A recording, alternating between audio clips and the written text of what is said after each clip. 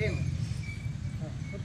यांनी बारोडाचा या ठिकाणी कार्यक्रम आज होणार आहे। तो कार्यक्रम त्याच्यानंतर 1/9 याच 1/9 व्यसनमुक्ती व्याख्यान डॉक्टर संदीप तांबारे आविषयी व्यसनमुक्ती केंद्र म्हणजे बाबा बहुआयामी हे जे मंडळ आहे हे सर्वच क्षेत्रामध्ये काम करणारं असं मंडळ आहे। आणि 2/9 वट स्पर्धा व रांगोळी स्पर्धा त्यांचं नियोजन आहे। त्याचबरोबर 3/9 कीर्तन हळगाव परमेश्वर महाराज मोरे देवगावकर यांचं या ठिकाणी कीर्तन होणार आहे। त्याच्यानंतर आता एवढं कार्यक्रम केल्यानंतर थोडी माणसं थकलेली असतात, त्यांनाही काहीतरी वाटते व आता घ्यावं म्हणून त्या महाप्रसादाचं त्या ठिकाणी आयोजन केलेलं आहे। सर्वांना त्या ठिकाणी एक 5-6 दिवस पळापळ वगैरे केलेली असते, तो कार्यक्रम भाग घेतलेला असतो, कोणाचा नंबर आलेला असतो, कोणाचा नसतो, ती थोडीफार नाराज असतात। तर गणेशाचा महाप्रसाद घेऊन पुढं तो 4/9 होणार आहे। 5ला तंबोला खेळ व बक्षीस वितरण। आता हा जरा आपल्याकडे जरा थोडंसं नवीन वाटतंय, पण ती काय कार्यक्रम आहे ती घेतल्यानंतर बाकीच्यांना कळेल। आणि त्याच्यानंतर 6/9/2025 रोजी गणेशाची मिरवणूक होईल किंवा गणेश विसर्जन होईल। यासाठी या मंडळाचे जे अध्यक्ष आहेत रणधीर केशव मसवडे, उपाध्यक्ष विनोद पांढरे, विनोद कुमार मसवडे आणि खजिनदार दादा दत्तू मसवडे व सोमनाथ मस्के हे प्रमुख आहेत। आणि इतर जी मंडळ आहे किंवा कमिटी जी आहे त्यामध्ये संतोष पांढरे, अनिल मसवडे, महादेव मसवडे, रोहित मसवडे, चेतन मसवडे, डॉक्टर संजय मसवडे, गणेश मसवडे व राहिलेले इतर सर्व, कारण तुमचाही कुठंतरी त्याच्यामध्ये सहभाग असणं गरजेचं आहे। नाव जरी नसलं तरी प्रत्यक्ष किंवा अप्रत्यक्षरित्या आपली या मंडळाला मदत असते। अशा पद्धतीचं हे कार्यक्रम आहे। तर पहिल्यांदा वक्तृत्व स्पर्धा होतील, आता चालूच होतील। जरी एखादा विद्यार्थी उशीर आला तरी त्याचं भाषण घेतलं जाईल, पण त्याला नंबर दिला जाणार नाही, बरोबर का? एखादा विद्यार्थी जर समजा काही त्याच्या परिस्थितीमुळे किंवा कारणामुळं इथं उशिरा पोचला तरी त्याला भाषण करण्याची संधी दिली जाईल, परंतु त्याला नंबर दिला जाणार नाही। आता ह्याच्यासाठी काय हे आहेत बघा, सुरुवातीला आहे विद्यार्थ्याचं नाव, त्याच्यानंतर त्याने घेतलेला विषय, कारण विषयाला जरी तुम्हाला खुली सूट दिलेली असली तरी सुद्धा आताचं हे जे वातावरण आहे ह्या वातावरणाला पोषक तुमचा पण विषय पाहिजे। त्याच्यानंतर तुम्ही कसं मांडताय, विषय मांडताय कसं तुम्ही, किंवा तुम्हाला विषय ज्ञान किती आहे, त्याच्यासाठी विषयासाठी 10 गुण, मांडणीसाठी किंवा विषय ज्ञानासाठी तुम्हाला 10 गुण। आता फक्त तुमचं पाठ असून उपयोग नाही, तुम्ही भले घरी कितीही पाठ केलेला असेल तरी त्या पाठांतराचा हित उपयोग होत नाही। तुम्ही जे मांडणार आहे त्याचा परिणाम ह्या बसलेल्या व्यक्तीवर काय होतो आहे हे महत्त्वाचं आहे। परीक्षक जरी असतील तरी बाकीच्यांनी सुद्धा म्हटलं या तर छान झाले बरं का, तर हा त्याच्यावर एकंदरीत झालेला परिणाम असतो। आणि तुम्ही भाषण जे करत असता ते नुसतं असं हात मागं टांगून किंवा सरळ बघून असं चालत नाही। आज जोरदार पाऊस येत आहे म्हटलं की पाऊस पडल्यासारखं दिसलं पाहिजे असं खाली काय, आज सोसाट्याचा वारा सुटला आहे म्हटलं की तुम्ही असं काहीतरी हावभाव हालचाल त्याच्याशी केली पाहिजे, तरच तुमचं भाषण या ठिकाणी प्रभावी आणि ॲक्टिव्ह होत असतं। पाठांतराला इथं अजिबात महत्त्व नाही, तर तुम्ही कुठंतरी एका बाजूला बघत बसायचं आणि तुमचं जे काय पाठ केलेलं आहे ते पाठ करायचा आणि नुसतं हावभाव असं असं सारखं हात हलवत बसणं आहे। त्याला आता हावभाव करा म्हणजे सारखं असं करणार असं करणार, त्याचा उपयोग होत नाही। ती कृती आणि बोलणं याचा ताळमेळ साधला पाहिजे, तरच तिथे तुमची मार्क वगैरे काउंट केले जातील। अशा पद्धतीचा 50 मार्काचे 5 कॉलम आहेत आणि त्याच्यातनं तुमचे नंबर काढले जातील। आता काय होतंय की प्रत्येक विद्यार्थी आला, बरेचसे पालक पण इच्छुक असतात, त्या विद्यार्थ्यापेक्षा पालकाला जास्त इंटरेस्ट असतो, कारण आपल्याला जे जमलं नाही ते किमान आपल्या विद्यार्थ्याने करावं असं वाटत असतं। आणि प्रत्येक विद्यार्थ्याने तर नाव नोंदवलं की त्याला एक अपेक्षा असते की माझा नंबर येतोय, इथं फक्त पहिल्या गटात 3 नंबर काढले जातील, दुसऱ्या गटात 3 नंबर काढले जातील आणि तिसरा जो मोठा गट आहे खुला गट 9च्या पुढचे विद्यार्थी त्याच्यासमोर 2 नंबर काढले जातील. बरोबर. या पद्धतीनं नियम व अटी आहेत. त्या नियम व अटीचं पालन करून आपण भाग घेतलाय हेच आपलं मोठं भाग्य म्हणायचं, किंवा आपण व्यासपीठावर आलो एवढ्या चांगल्या माणसात आपण पुढे आलेलो आहे ही तयारी असते. कारण अपयश हे यशाची पहिली पायरी असते. तुम्ही इथं आला, नाव नोंदवलं म्हणजे लगेच काय तुम्हाला नंबर या ठिकाणी मिळणार नाही. हे पण लक्षात असू द्या, पालकाच्या पण असू द्या आणि विद्यार्थीच्या पण असू द्या. जो विद्यार्थी इथं क्लिअर बोलल, व्यवस्थितपणे बोलल, त्याचे नंबर या ठिकाणी निघतील. धन्यवाद.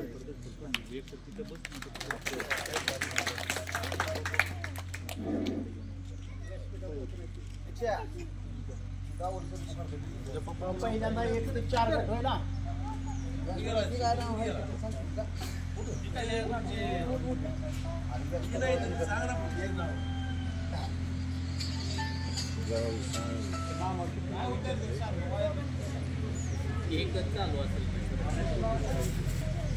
नाही 2 असले की एकच चालतं.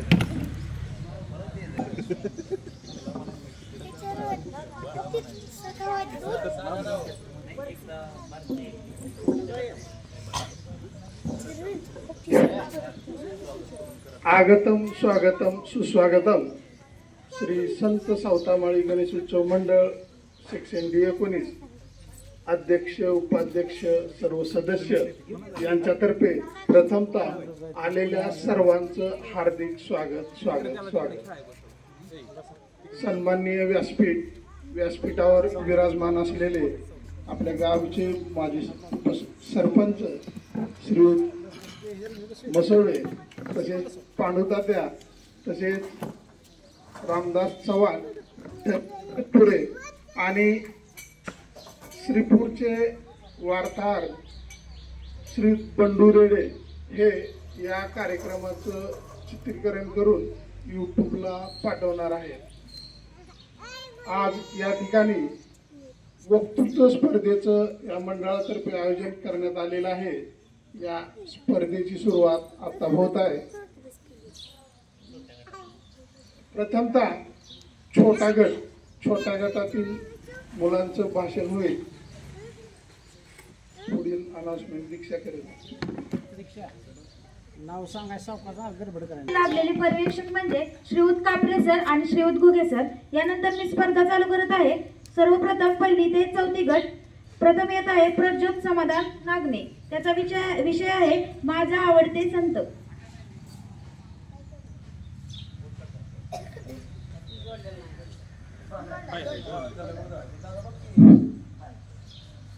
आदरणीय व्यासपीठावर बसलेले सर्व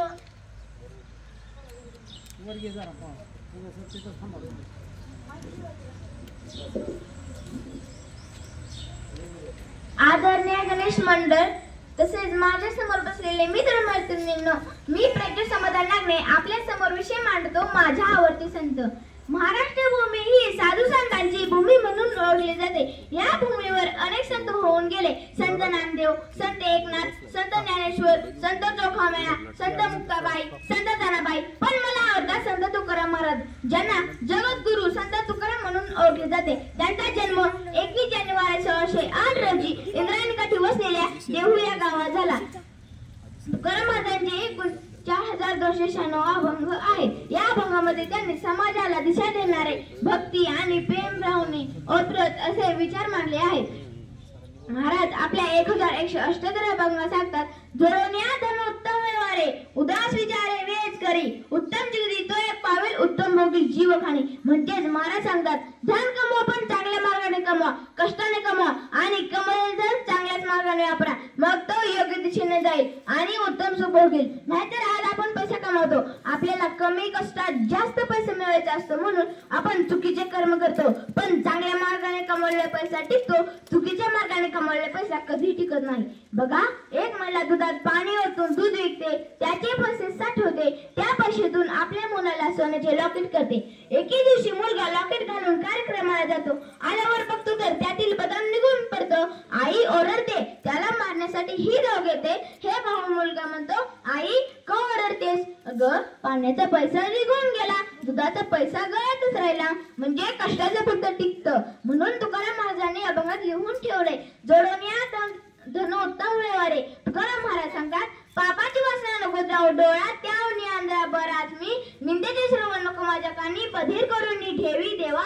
अपवित्र वाणी नको माझ्या मुखा, त्यावनी मुखा बराच मी.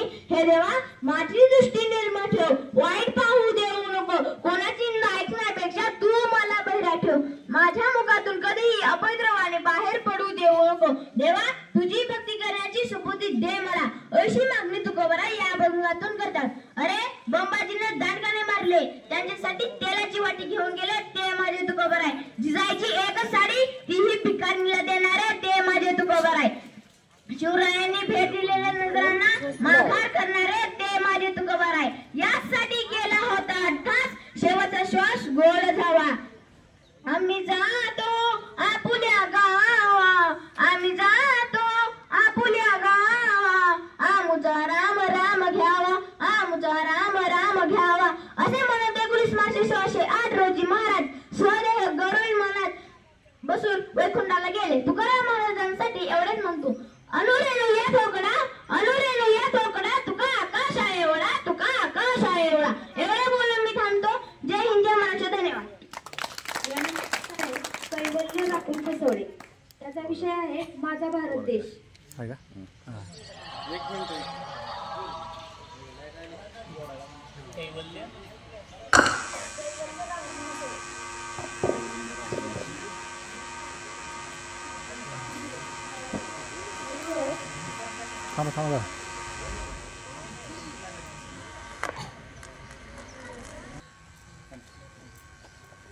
ना धर्माच्या नावावर जगा, ना धर्माच्या नावावर मरा. माणुसकी धर्म आहे देशाचा, फक्त देशासाठी जगा.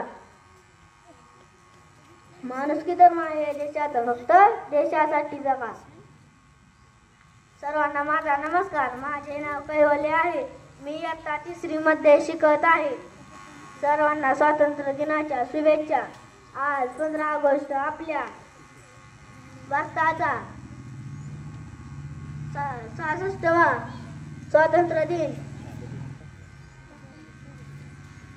आपल्या भारताचा 1947 रोजी आपला देश इंग्रजांच्या गुलामीगिरीतून स्वतंत्र झाला. स्वातंत्र्यानंतर आपल्या देशाने कृषी, विज्ञान, साहित्य, खेळ इत्यादी क्षेत्रात चांगलीच प्रगती केली. भारत हा महाशक्तीच्या दिशेने वाटचाल करीत आहे.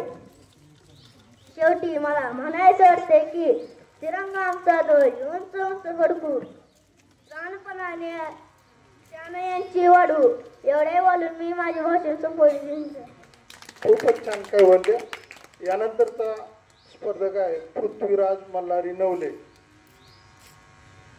त्याचा विषय आहे माझा भारत देश. नमस्कार, माझे नाव आहे पृथ्वीराज मल्हारी नवले. मी आता 4थी शिकत आहे. माझ्या शाळेचे नाव जिल्हा परीक्षा प्राथमिक शाळा 19 बोरगाव.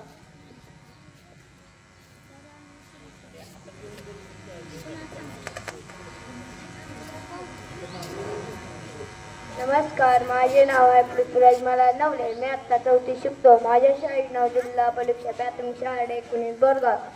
आज देशाचा स्वातंत्र्य दिन आहे. भारतात अनेक जाती धर्माचे लोक राहतात. ते वेगवेगळे भाषा बोलतात. आपल्या देशात विविध एकता आहे. आपल्या देशात एकता आहे.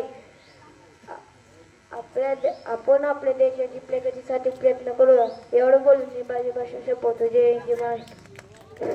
खूपच छान पृथ्वीराज. यानंतर सई जितेंद्र मोरे. हिचा विषय आहे क्रांती ज्योती सावित्रीबाई फुले.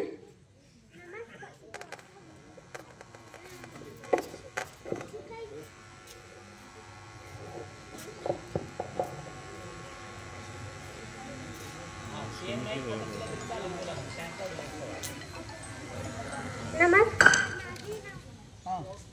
मी आज तुम्हाला क्रांतीज्योती सावित्रीबाई फुले याविषयी माहिती सांगणार आहे. ते तुम्ही शांतचित्ताने ऐकून घ्यावे अशी माझी नम्र विनंती. हाती घेतली तुम्ही लेखनी, हाती घेतली तुम्ही लेखनी. नवचेतना आली जीवनी, नवचेतना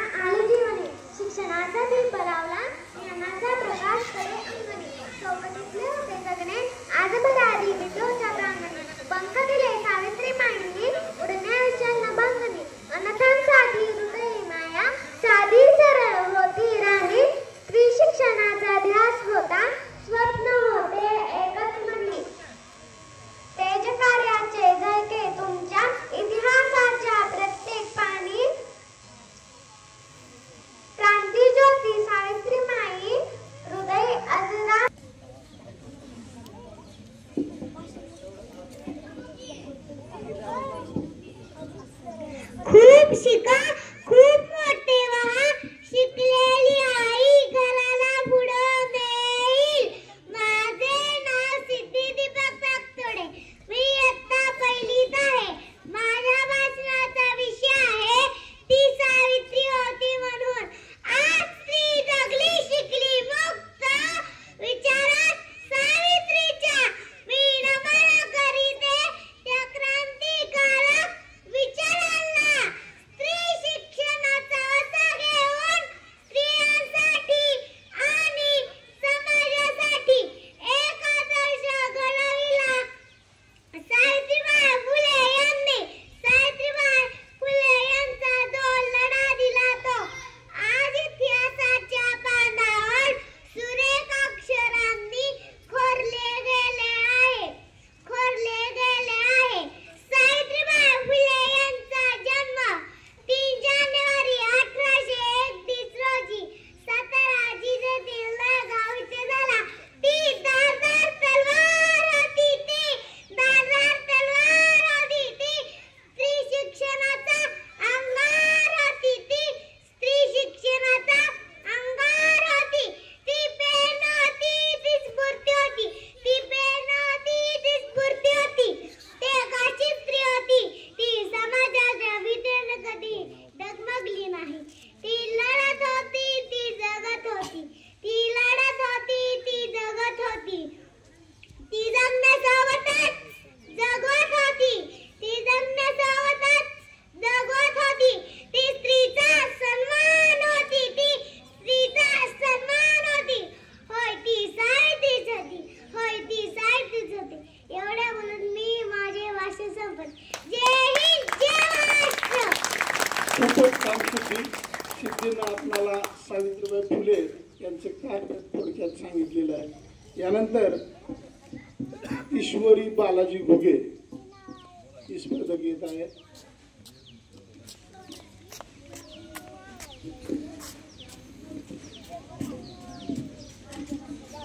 आदरणीय गुरुजन वर्ग व येथे जमलेले माझे बालमित्र यांना माझा नमस्कार. तसा मला वाचनाची आवड इयत्ता 2री पासून थोडी लागली होती. कारण माझे बाबा सतत एक मोठे पुस्तक वाचत असायचे. ते पाहून मलाही त्याची उत्सुकता लागली आणि मीही त्या पुस्तकाकडे आकर्षित झाले. गेल्या काही दिवसांपूर्वी सगळीकडे एका पिक्चराने धुमाकूळ घातला आणि आपणही सर्वांनी तो पाहिलाच असेल. चित्रपट पाहत असताना अंगावरती काटे उभे राहत होते. आपल्या राजाचा केलेला छळ पाहून तर लहान मुले ढसाढसा रडत होती. आता आपल्याला समजत असेल की मी कोणाविषयी बोलणार आहे.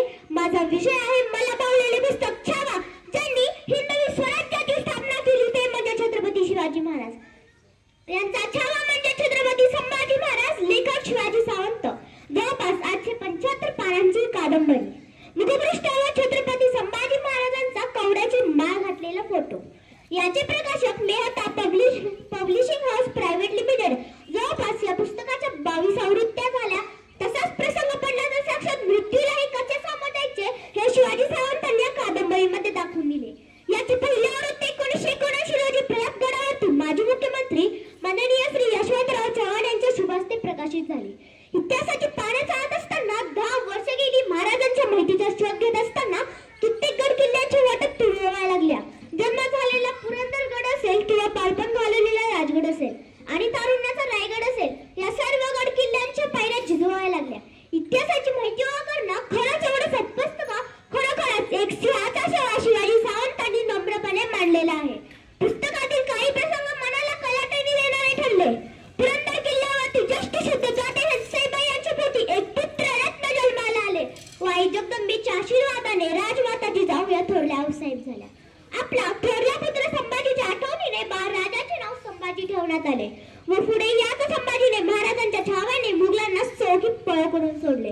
महाराजांच्या मृत्यूनंतर औरंगजेबाला वाटलं तर स्वराज्य आपलं झालं. परंतु शंभूराजांनी 8 ते 9 वर्ष स्वराज्याकडे कोणाची वकडी वळवली नाही. असे प्रसंग वाचत असताना अंगावरती शाळे येतात. असं लेखन शिवाजी सावंतांनी या कादंबरीमध्ये केले. कवी कलाशांची मैत्री वाचत असताना त्यातील काही जिवंतपणा सावंतांनी ओतला. असे अनेक प्रसंग कादंबरीमध्ये निवांत मांडण्याचं काम शिवाजी सावंतांनी केले. जवळपास 875 पानांची कादंबरी. छावा ही 3 ते 4 मिनिटांमध्ये मांडण्याचा विषय नाही, परंतु वेळेअभावी काही माहिती आपणास दिली. आपल्या जवळच्या लोकांनी विश्वासघात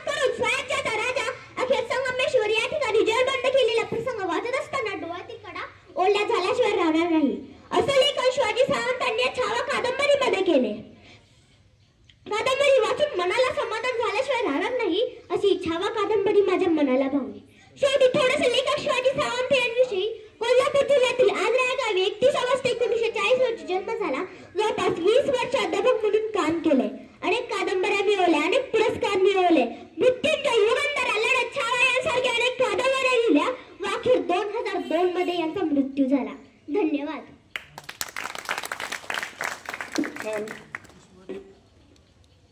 यानंतर शौर्य आकाश मस्के. माझे नाव शौर्य आकाश मस्के. माझा विषय आहे स्वातंत्र्य दिन. अध्यक्ष महाशय पूज्य गुरुजी येथे जमले माझ्या छोट्या मोठ्या बालमित्रांनो, आज 15 ऑगस्ट स्वातंत्र्य दिन या विषयी 4 शब्द सांगणार आहे. ते तुम्ही शांततेने ऐकून घ्या अशी माझी नम्र विनंती. आपला भारत देश इंग्रजांच्या ताब्यात होता. त्याने अनेक कायदे लावले.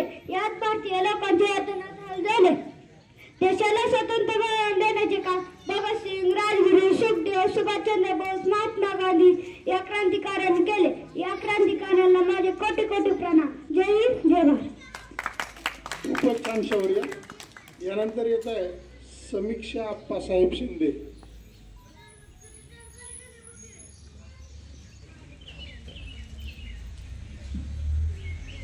नमस्कार, माझे नाव समीक्षा. मी इयत्ता 4थी शिकते. माझा विषय आहे माझा आवडता देशभक्त. महात्मा गांधी हे थोर पुरुष होते. त्यांनी आपल्या देशासाठी आपले बलिदान दिले. त्यांचा जन्म गुजरातमधील पोरबंदर या गावी झाला. त्यांचे पूर्ण नाव मोहनदास करमचंद्र गांधी. त्यांच्या आईचे नाव पुतळाबाई असे होते. सर्व त्यांना बापू म्हणत असे. एवढे म्हणून भाषण संपवते. छान समीक्षा.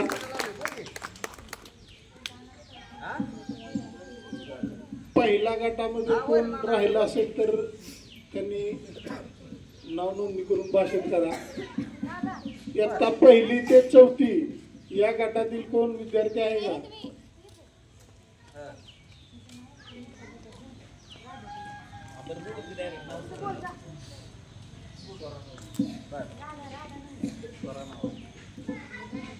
राधा नवले हे आपलं मनोगत व्यक्त करेल.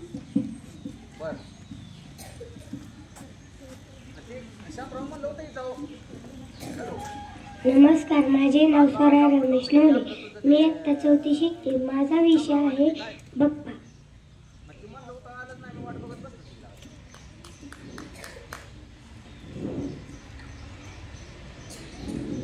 कुठल्याही कामाला सुरुवात करताना गणेशाच्या पूजेपासून सुरुवात होती.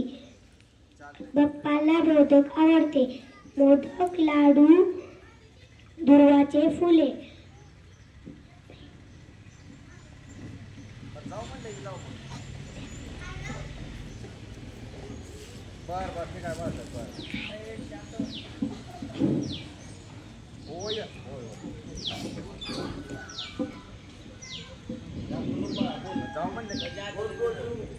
घाबरायचं नाही. काय असेल तुला आठवते बोल.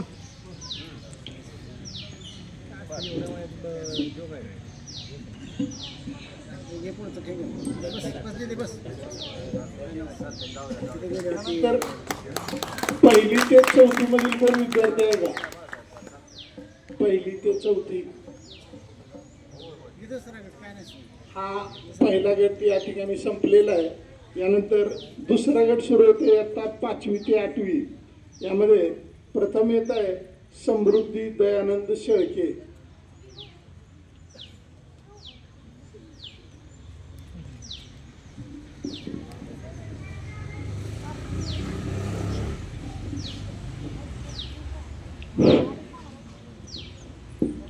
जगदंब जगदंब जगदंब, ना चिंता ना कोणाची भीती, ज्यांच्या मनामध्ये राजशिव छत्रपती राजशिव छत्रपती.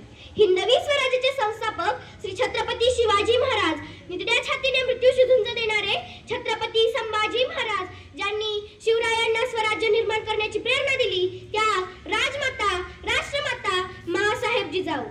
सन्माननीय व्यासपीठावरील प्रमुख पाहुणे व मी समृद्धी दयानंद शेळके, इयत्ता 7वीची विद्यार्थिनी, तुमच्या समोर विषय मांडते रयतेचे राजे छत्रपती शिवाजी महाराज.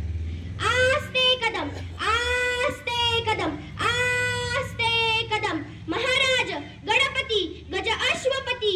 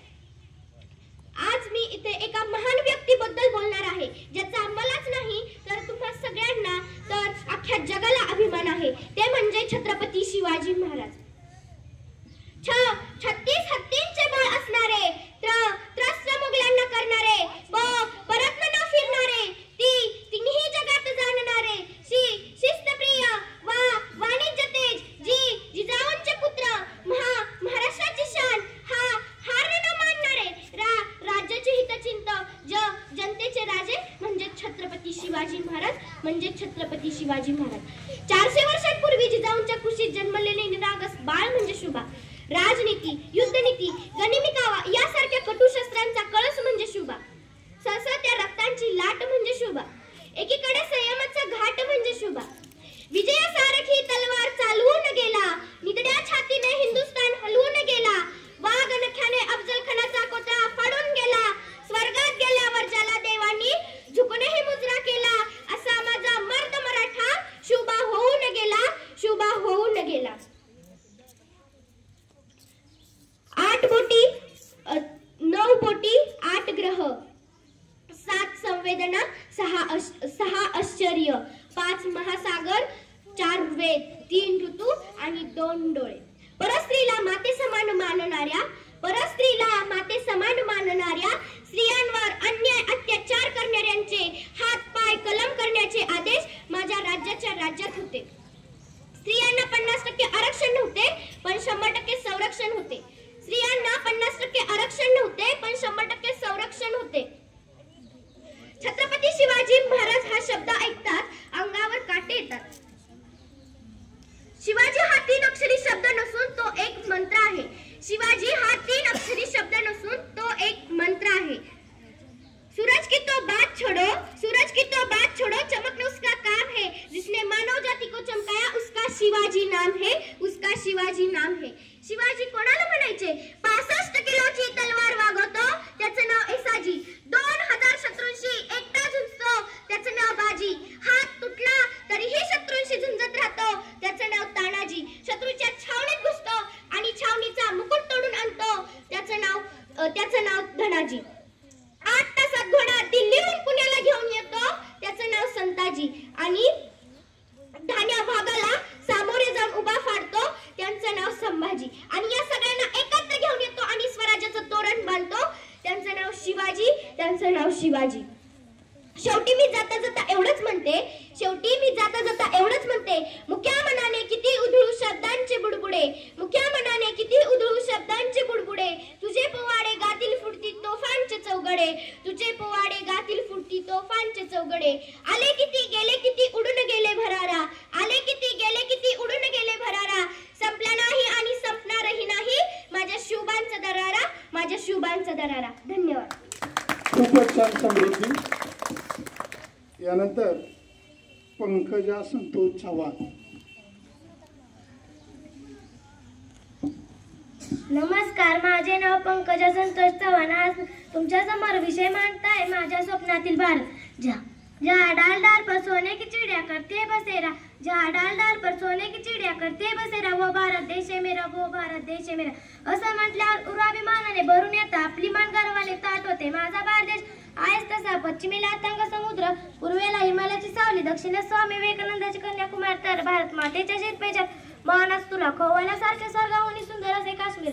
अशा माझ्या सुंदर भारत देशामध्ये जवळजवळ 150 वर्ष इंग्रजांनी राज्य केले. वेगवेगळ्या प्रकारचे कर बसविले.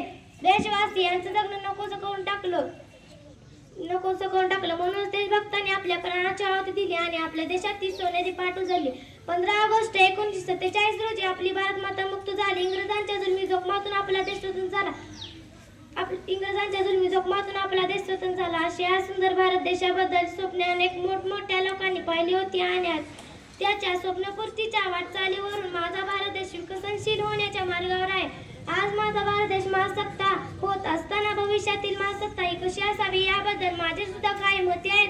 हिंदूच्या हृदयात मुस्लिम आनंदाने राहतील, मुसलमानाच्या दुःखात हिंदूचे डोळे वाहतील. जिथे शेतकरी सैनिक स्त्रियांना आदराचे स्थान असेल, श्रीमंतीचे धर्माचा भ्रष्टाचार अंधश्रद्धेचे नाव नसेल, असा माझा भारत देश असेल. आपल्या देशात आपल्या भारतीय संविधानात न्याय, समता, बंधुता या मूल्यांचा समावेश केलेला आहे. आपले भारतीय संविधान हे संपूर्ण जगातील सर्वात मोठे लिखित संविधान आहे. स्वातंत्र्य दिन, प्रजासत्ताक दिन, महापुरुषांच्या जयंत्या, पुण्यतिथ्या या दिवसांपुरतेच आपले देशप्रेम सीमित राहावे का? मुळीच नाही. मी आज तुम्हाला माझ्या स्वप्नातला विकसित भारताविषयी सांगणार आहे. हिंद देश के निवासी सभी जन एक है, हिंद देश के निवासी सभी जन एक है. रंग रूप वेश भाषा चाहे अनेक है, रंग रूप वेश भाषा चाहे अनेक है. आपल्या देशात आपण ज्या देशात राम, कृष्ण, गौतम बुद्ध, भगवान, महावीर जन्मले, छत्रपती शिवाजी महाराज, लोकमान्य टिळक, महाराणा प्रताप, महात्मा गांधी, डॉक्टर बाबासाहेब आंबेडकर अशा महापुरुषांच्या जयंत्या, पुण्यतिथ्या या दिवसांपुरतीच आपले देश प्रेमश्रीमित राहावे का? मुळीच नाही. मी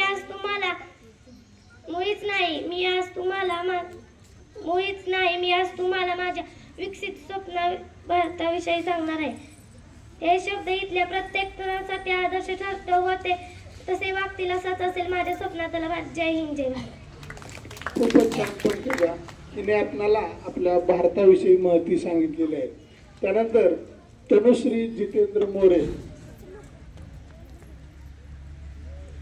शब्द शोधला तर अर्थ आहे, वाढला तर कला आहे. शोधला तर अर्थ आहे, वाढला तर कला आहे. शब्द सोसला तर सात्वन आहे, झेलाल तर अर्थ आहे, टाकाल तर वजनदार आहे. शब्द अक्षय पण आहे आणि निशब्द पण आहे. हळवी असतात मने जी माणसांनी मोडली जातात, आणि शब्द असतात जादूगर ज्याने माणसे जोडली जातात. नमस्कार, माझे नाव तनुश्री जितेंद्र मोरे. मी आज तुम्हाला शब्द हरवले या विषयावर बोलणार आहे. शब्द ही माणसाची फार प्रभावी शक्ती आहे. शब्दाच्या साहाय्याने माणूस आपल्या भावना, आपले विचार करू शकतो जे इतर प्राण्यांना शक्य नसते. शब्दाच्या साहाय्याने माणूस आपल्या भावना, आपला भूतकाळ, आपले विचार, दुष्काळाबद्दल चिंतन करू शकतो. हे शब्द जर हरवले तर, शब्द नसतील तर कवी, साहित्यिक आपले विचार कसे व्यक्त करणार? आधुनिक मराठी कवितेचा जनक म्हणून कवी केशवसूत यांना मानले जाते. त्यांना एकदा वाटले की शब्द आपल्यावर रुजले आहेत, तेव्हा त्यांनी शब्दांना विनवले. शब्दांनी मागुते यांना धो मानवरांना सुंदर निसर्ग चित्र आपल्या शब्दात पकडता येईल, तेव्हा त्यांनी शब्दांना सांगितले शब्द गंध मला भावते घ्यावे. शब्दाचे सामर्थ्य फार मोठे असते हे सांगताना कवी केशवसूत म्हणतात, पद्यपंथीची तराक आमच्या करी विधीने दिले, असे टेकून ती जनता शीर्षावरी, जग उलटुनी देऊ कसे, जग उलटुनी देऊ कसे. या शब्दाचा मोठेपणा व्यवहारात जाणारे ट्रकवाले आमच्या ट्रकच्या मागे रंगवतात. शब्द हे एक शास्त्र आहे, ते जपून वापरा. शब्द हे एक शास्त्र आहे, ते जपून वापरा.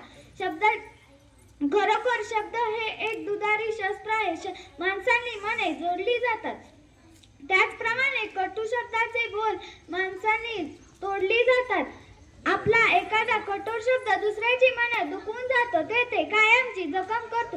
म्हणून बोलताना विचार करावा, उगाचच कटू बोल वापरू नये. एखादे कटू सत्य ही दुसऱ्याची मन मधुर शब्दात मांडता येते. जाता जाता एवढेच म्हणते की आम्हा शब्दाचा वापर करून कुणाचीही मने दुखवू नका. आम्हा शब्दाचा वापर करून कुणाचीही मने दुखवू नका. तुम्ही जर असे वागलात तर आम्हाला तुमच्या सोबत राहायला आवडेल.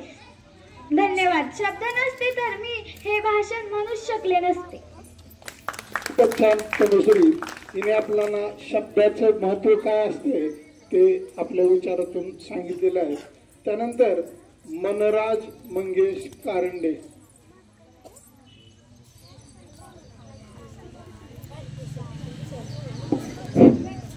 थकून भागून एका झाडाखाली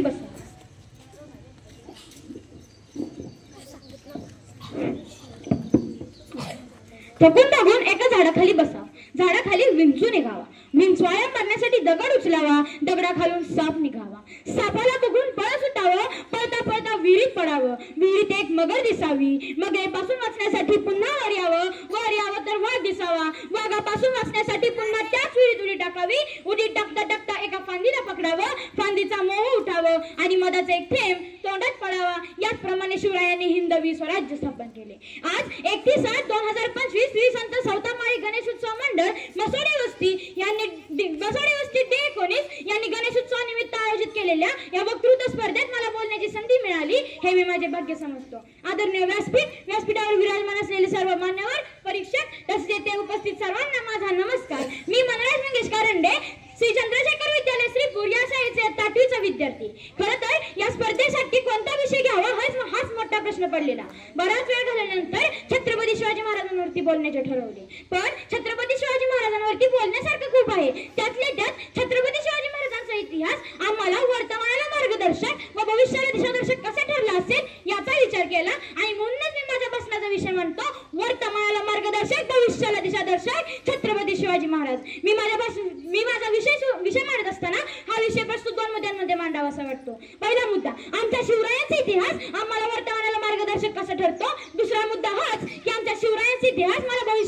मार्गदर्शक असं ठरतो. महाराज 15 वर्षाचे असताना रांजण गावातील एका पाटलाने एका स्त्रीवर अत्याचार केलेला असतो. त्यावेळी महाराज खूप संतापी होते. पण स्त्रीचा आदर करणाऱ्या स्वराज्यात असे कृत्य करते तेव्हा महाराज त्या पाटलाचे 2 हात व 2 पाय कापून टाकतात. महाराजांची जर लक्ष्मण रेखा जर कोणी ओलांडली तर काय होईल हे त्या स्वराज्यातील प्रजेला समजले होते. पण स्त्रीचा आदर करणे, सन्मान करणे, स्त्रीवर होणाऱ्या अन्याय अत्याचार थांबवणे हा आमचा शिवविचारांचा इतिहास मला वर्तमानाला मार्गदर्शक वाटतो. आज शेतकरी आत्महत्या करतात. कारण त्यांना हमी भाव भेटत नाही. अशा वेळी देखील मला छत्रपती शिवाजी महाराजांचा इतिहास सांगावासा वाटतो. कारण त्यांच्या काळी एकही शेतकरी आत्महत्या करत नव्हता. कारण त्यांच्या काळातील सर्व योजना, सर्व निर्णय या शेतकऱ्यांना आधार देणारेच होत्या आणि आता सुद्धा त्याला असायला हवेत. आज पैसे असतील तर सर्व काही मिळतं. तुम्हाला तुमच्या कर्तव्याची जाणीव देखील बसत नाही. पण उत्तम हे रुपयाचं काम करतात म्हणून बाहेरचे नाईक यांना हेर खात्याचे प्रमुख केले जाते. त्याचप्रमाणे उत्तम बांधकाम करतात म्हणून हिरो जिंदकरांना बांधकाम प्रमुख केले जाते. अर्थातच तुमची गुणवत्ता सिद्ध झाल्यानंतर तुम्हाला तिथपर्यंत पोहोचवलं जातं. वर्तमानाने समाजात चालत असताना छत्रपती शिवाजी महाराज आजही सांगतात की सगळी तट मजबूत असायला हवा. छत्रपती शिवाजी महाराज हे स्थितप्रज्ञ व्यक्ती होते. स्थितप्रज्ञ व्यक्तीबद्दल सांगताना संत ज्ञानेश्वर महाराज म्हणतात की ज्याला उत्तम गोष्टी प्राप्त झाल्या म्हणून तो संतोषाने अहंकारी होत नाही, किंवा ज्याला वाईट गोष्टी प्राप्त झाल्या म्हणून तो दुःखी किंवा कष्टी होत नाही. ज्याच्या मनामध्ये नेहमी आत्मबोध भरलेला असतो अशी व्यक्ती म्हणजे स्थितप्रज्ञ व्यक्ती. सध्या मी आज धर्म जात भेदाने भरलेल्या वर्तमानाच्या घगरीकडे जेव्हा मी पाहतो तेव्हा आम्हाला महाराजांचा सुरतेवरील छापा आठवतो. महाराजांनी सुरतेवर छापा टाकला तेव्हा तिथे ख्रिश्चन लोकांची चर्चा देखील होते. परंतु महाराजांनी त्या चर्चेला थोडी देखील हानी पोहोचवली नाही. तर महाराजांनी ख्रिश्चन लोकांचा धर्म जपला. थोडक्यातच एखादा धर्म जपणे हे आम्हाला शिवरायांनी केलेले मार्गदर्शनच आहे. त्याचप्रमाणे अफजल खानासारख्या एवढ्या बलाढ्य शत्रूचा महाराजांनी जेव्हा वध केला तेव्हा त्यांनी त्याच्या प्रेताची विठंबना केली नाही, तर त्याचे शीर हे त्यांच्या बालेकिल्ल्याच्या दरवाजावरती बसवण्यात आली. त्याची पूजा अर्चा करण्यात आली. त्याची कबर देखील खोदली गेली, तीही सन्मानाने. अर्थातच एखाद्याच्या मृत्यूनंतर वर संपन हे आम्हाला शिवरायांनी केलेले मार्गदर्शनच आहे. माझ्या दुसऱ्या मुद्द्याकडे वळत असताना माझा छत्रपती शिवरायांचा इतिहास हा भविष्याला देखील दिशादर्शक वाटतो. कारण ज्या स्वतःच्या पायावर उभे राहतात त्यांना कधी कोसळण्याची भीती नसते, पण दुसऱ्याच्या खांद्यावरती उभे राहतात ना ते कधीही कोसळतात. आमच्या शिवरायांनी दुसऱ्याच्या खांद्यावरती नव्हे तर स्वतःच्या पायावरती स्वराज्य उभे केले. ते नेहमी म्हणायचे की स्वाभिमानी राहा, स्वावलंबी राहा, आणि स्वाभिमानी राहण्याचा आणि स्वावलंबी राहण्याचा मार्ग हे आम्हाला भविष्याला दिशादर्शक वाटतो. त्याचप्रमाणे छत्रपती शिवरायांनी स्वराज्य उभे करताना पंचसूत्री योजना देखील निर्माण केली आणि ती पंचसूत्री योजना देखील मला भविष्याला दिशादर्शक वाटतात. त्यातील पहिली योजना स्वतः सगळे संपल्याशी वाटते ना तेव्हा आणखीन खंबीर व्हा. पुरंदराच्या गावामध्ये स्वतःचे पोर पाठवलं जाते, सर्व सैन्य पाठवलं जाते. अशा वेळी छत्रपती शिवाजी महाराज खंबीर होतात आणि पुरंदराच्या गावामध्ये 300 हुन अधिक किल्ले आणि स्वतःचे पोर डोळ्यासमोर पाहतात. दुसरी योजना स्वतःचे अस्तित्व दाखवण्यात कोणतीही कसर बाळगू नका. छत्रपती शिवाजी महाराजांचा राज्याभिषेक 6 जून 1674 तर औरंगजेबाचा अभिषेक 5 जून 1674. म्हणजे 5 जूनला होणारा तो सूर्य 5 जूनला टाकायचा ठरला, कारण 6 जूनला 32 मानाच्या सोनेरी सिंहासनावरती माझे छत्रपती विराजमान झाले होते. तिसरी योजना स्वाभिमानी राहा आणि आत्मसन्मान बाळगा. दिल्लीच्याही तख्ताला औरंगजेबाच्या दरबारातून बाहेर पडणारे पहिले राजे ते म्हणजे शिवछत्रपती. स्वाभिमानी राहण्याचा आणि आत्मसन्मान बाळगण्याचा हा मार्ग मला भविष्यात देखील दिशादर्शक वाटतो. चौथी योजना कोणत्याही गोष्टीला सुरुवात करत असताना त्यात कमतरता बाळगू देऊ नका. छत्रपती शिवाजी महाराज हे म्हणले नव्हते की माझ्याकडे पायदळ नाही, घोडदळ नाही, हत्तीदळ नाही, माणसंही नाहीत आणि मी स्वराज्य कसा उभा करू, तर त्यांनी शिवलिंगची शपथ घेतली आणि स्वराज्य उभे केले. पाचवी योजना माणसाला आपलं करा की निद्रेसाठी जी मरणालाही सामोरी जाणारी माणसे आमच्या भारतात कशी निर्माण झाली, तर ती छत्रपती शिवाजी महाराजांनी निर्माण केली. मला वाटतं की जग जिंकण्याची वेळ ठेवण्यापेक्षा माणसं जोडण्याची वेळ ठेवा. कारण जग जिंकण्याची वेळ तर त्या सिकंदराला देखील होते, पण नुसत्या तलवारच्या पाठीवर हे काही शक्य झालं नाही. शेवटी जाता जाता संत रामदास स्वामींची एका श्लोकात मी आवडीच म्हणेन, निश्चयाचा महामेरू बहुजन स्यावरू अखंड सिद्धीचा निर्धारू श्रीमंत योगी श्रीमंत योगी श्रीमंत योगी. धन्यवाद.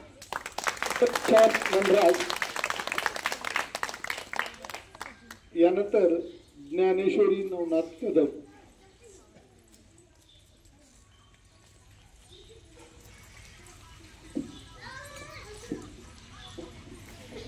सन्माननीय व्यासपीठावर विराजमान असलेले सर्व मान्यवर, सर्वांना माझा नमस्कार. मी ज्ञानेश्वरी नवनाथ कदम इयत्ता 7वी तुकडी ब या एकटे शिकत आहे. आज मी तुम्हाला माझ्या स्वप्नाचे भारत याविषयी बोलणार आहे. मी भारताचे एक नागरिक आहे व मला माझ्या देशावर अभिमान आहे. माझ्या स्वप्नातील भारत एक महान राष्ट्र बनवण्याची मी कल्पना करते. माझ्या स्वप्नातील भारत असा असेल जिथे सर्व लोक सुखी, शांती व प्रेमाने राहतील. हा भारत अतिप्राचीन व गौरवशाली भारत असेल. आधीच्या काळात भारताला सोन्याची चिमणी म्हणत असेल, परंतु वर्तमान काळात आपल्या भारतात खूप मोठ्या प्रमाणात दरिद्रता निर्माण झाली आहे. आज आपला देश जीवनावश्यक गोष्टींसाठी दुसऱ्या देशावर अवलंबून आहे.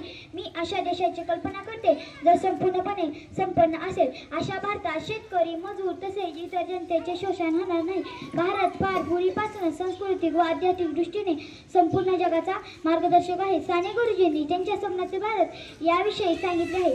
बलसागर भारत हो, विश्वास शोभनी राहो, हे कंकरी पादिले, जलसेवे जीवन जिजले, राष्ट्रात प्राण हे उरले, मी सिद्ध मरायाला हो, बलसागर भारत हो, बलसागर भारत हो, विश्वास शोभनी राहो.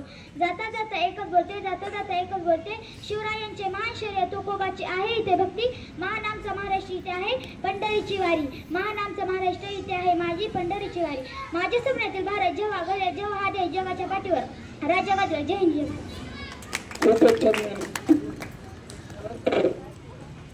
कृष्णप्रिया संजय हटकर.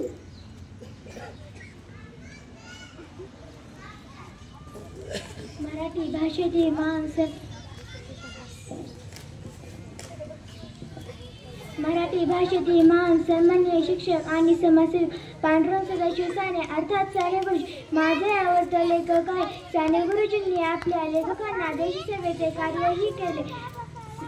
भारतीय स्वातंत्र्य युद्धात साने गुरुजींनी आपल्या स्वातंत्र्य सेनाना म्हणून महत्त्वाची कामगिरी केली व स्वतःला संवेदना आंदोलनादरम्यान त्यांना तुरुंगवास सुद्धा भोगावा लागला. साने गुरुजींचा जन्म 24 डिसेंबर 1899 पालघर महाराष्ट्राच्या रत्नागिरी जिल्ह्यातील पालघर मध्ये येथे झाला. साने गुरुजींनी आपल्या जीवनकाळात 73 पुस्तके लिहिले व साने गुरुजींना त्यांच्या आई वडिलांचे नाव शहाजीराव व तर आईचे नाव यशोदाबाई असे होते. साने गुरुजी आपल्या आई वडिलांचे तिसरे अपत्य होते. धन्यवाद. यानंतर प्रणिती लक्ष्मण एकतपुरे.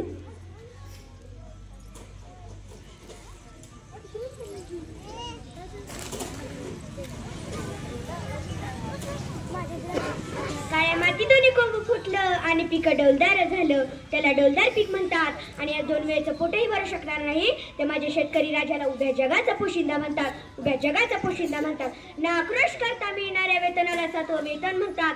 आक्रोशात आत्महत्या संप करून मिळणाऱ्या गाजर स्वरूपी बक्षिसाला आज कर्जमाफी म्हणतात. फाटके तुटके कपडे नशीब घेऊन अख्ख्या जगाला कपडे पुरवणाऱ्या माझ्या शेतकरी राजाला त्रिवार वंदन, माझ्या मातृभूमीला वंदन, माझ्या राष्ट्रध्वजाला वंदन.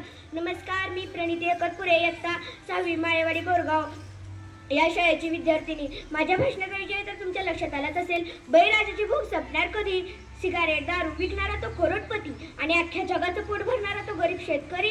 भारताला जर खरंच शेतकरी जगवायचा असेल ना तर त्याची पाठीमागं खंबीरपणे उभं राहायला हवं. मराठवाड्यातील देवगिरीवरती राजा रामदेवरायाची सत्ता होती. त्या काळात 3 मजली चिरेबंदी वाढे आणि देवगिरीतून सोन्याचा धूर निघत होता. शेती उद्योगात महाराष्ट्र आघाडीवरती होता. इतिहासातील सुबकता, संपन्नता, ऐश्वर्य असताना आजच्या वास्तविक महाराष्ट्रामध्ये मात्र धर्मामध्ये कर्मकांडाचे समान मजले आहे. निसर्ग चक्रासोबत झुंजण्याची छातीतील मर्दांगिनी ही शेतकऱ्याची खरी ताकद आहे. परंतु आजच्या परिस्थितीमुळे लाचार झालेला शेतकरी अख्ख्या जगाचा पोशिंदा मुलीच्या लग्नाच्या, मुलाच्या शिक्षणाच्या आणि सावकारीच्या त्रासाने उभ्या गळफास घेऊन आत्महत्या करतो आहे. हा दुष्काळी संघर्ष आहे मातीतून मोती पिकवणाऱ्या शेतकऱ्याचा. हा दुष्काळी संघर्ष आहे कष्टकरी आणि भांडवलदार शेतकऱ्याचा. आणि आत्महत्या करून या समाजाला त्याच्या दुःखाची जाणीव करून देणे हा जर गुन्हा असेल तर तो गुन्हा माझा शेतकरी राजा करतोय, तर तो आज शेतकऱ्याचा विचार करत असताना मला ते तुकोबरा आठवतात, ज्यांनी शेतकऱ्याच्या कर्जाच्या वया इंद्र डोहामध्ये बुडवून शेतकऱ्याच्या डोक्यावरील कर्जाचा ताण दूर केला. तेव्हा या महाराष्ट्रामध्ये शेतकऱ्याचा विचार करणारा महामानव मला दिसला. आज पोरांना विचारलं, बाबांनो तुम्हाला काय व्हायचं आहे? आहे, इंजिनियरचा मुलगा म्हणतो इंजिनियर व्हायचा आहे, वकिलाचा मुलगा म्हणतो वकील व्हायचा आहे, कलेक्टरचा मुलगा म्हणतो कलेक्टर व्हायचा आहे. पण या महाराष्ट्रामधील एकाही शेतकऱ्याचा मुलगा आपल्या छातीवर हात ठेवून म्हणत नाही की मला शेतकरी व्हायचंय. हीच का 70% कृषीप्रधान असलेल्या महाराष्ट्रातील शेतकऱ्याची कथा, हेच का कष्टपैलू असणाऱ्या कष्टपैलू शेतकऱ्याचे व्यक्तिमत्व. सूर म्हणतो साथ दे, सूर म्हणतो साथ दे, दिवा म्हणतो वाद दे, दिवा म्हणतो वाद दे. अंधाराच्या, दुष्काळाच्या, दारिद्र्याच्या खाईत अडकलेल्या शेतकऱ्याला बाप्पा फक्त तुझ्या मदतीचा हात दे, बाप्पा फक्त तुझ्या मदतीचा हात दे. आज शेतकऱ्याचा विचार करत असताना मला ते छत्रपती शिवराय आठवतात, ज्यांनी खऱ्या अर्थाने शेतकऱ्याची सत्ता निर्माण केली. आज शेतकऱ्याचा विचार करत असताना मला ते महात्मा फुले आठवतात, ज्यांनी शेतकऱ्याचा सूड लिहून या समाजाला शेतकऱ्याच्या दुःखाची जाणीव करून दिली. आज डॉक्टरला वाटतं खूप लोक आजारी पडावीत आणि माझ्याकडे यावीत, इंजिनियरला वाटतं लोकांनी लोन घेऊन का होईना पण घरं बांधावीत, पण माझ्या शेतकरी राजाला वाटतं चांगला पाऊस पडावा, पीक पाणी पिकावं आणि अख्ख्या जगाचं पोट भरावं. इंद्रजित भालेराव नावाचे कवी आपल्या एका कवितेमध्ये म्हणतात, स्वतःच्या डोक्यावरील कर्जाला पाप समजणारा पुण्यवान आत्मा फक्त शेतकऱ्याच्या शरीरात का जन्म घेतो? तो आत्मा इंजिनियर, डॉक्टर, वकील, कलेक्टर यांच्या शरीरात का जन्म घेत नाही? ज्यावेळी तो आत्मा इंजिनियर, डॉक्टर, वकील, कलेक्टर यांच्या शरीरात जन्म घेईल ना, त्यावेळी शेतकरी आत्महत्या का करतो, कुणासाठी करतो, कशासाठी करतो, या प्रश्नाचे उत्तर या समाजाला मिळाल्याशिवाय राहणार नाही. आज विराट कोहली किंवा महेंद्रसिंग धोनी यांनी शतकं पूर्ण केली तर त्यांना लाखो रुपये पारितोषिक मिळून दिलं जातं. मला याचं वाईट वाटत नाही हो, पण माझे शेतकरी राजानं या बांधाच्या त्या बांधाला केव्हाच्या लाखो धावा पूर्ण केल्या तरी त्याला त्याच्या दुष्काळाच्या समस्या मांडण्यासाठी उभ्या उभ्या गळफास घेऊन आत्महत्या करायला लागते. मला याचं वाईट वाटतं. जेव्हा जेव्हा शेतकऱ्याने त्याच्या हक्कासाठी आवाज उठवला ना, तेव्हा तो बंद करण्यात आला. जेव्हा तो औरंगाबाद मध्ये उतरला तेव्हा डांबर फेकण्यात आले, जेव्हा तो बारामतीमध्ये उतरला तेव्हा पाणी मारण्यात आले, जेव्हा कराडमध्ये उतरला तेव्हा शाई फेकण्यात आली आणि पुण्याच्या मावळ प्रांतामध्ये चिकलराठी मार करण्यात आला. म्हणजे शेतकरी जेव्हा जेव्हा त्याच्या हक्कासाठी उतरला तेव्हा त्याच्यावर शिवेचा हल्ला बोल करण्यात आला. मग आता करायचं काय?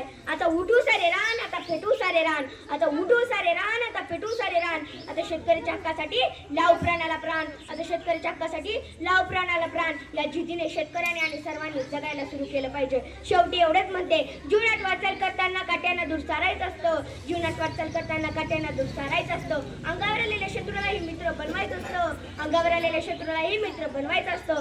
अपयश पदरी पडलं म्हणून निराश व्हायचं नसतं, अपयश पदरी पडलं म्हणून निराश व्हायचं नसतं. यशाच्या शिखराकडे जाताना मागे वळून पाहायचं नसतं, यशाच्या शिखराकडे जाताना मागे वळून पाहायचं नसतं. तर यश म्हणजे काय? भुकेलेल्यांना अन्न द्या, तहानलेल्यांना पाणी द्या, बेरोजगारांना रोजगार द्या, जे दुःखी निराश आहेत त्यांना जगण्याची हिंमत द्या, कर्ज काढू नका, कष्टाशिवाय भाकरी खाऊ नका. धन्यवाद. खूप छान प्रणितीने आजच्या भारत देशाचा शेतकरी त्याच्या समस्या काय आहेत ते आपणाला तिच्या मनोव्यथातून सांगितलेलं आहे. यानंतर विश्वजित अनिल रणदिवे.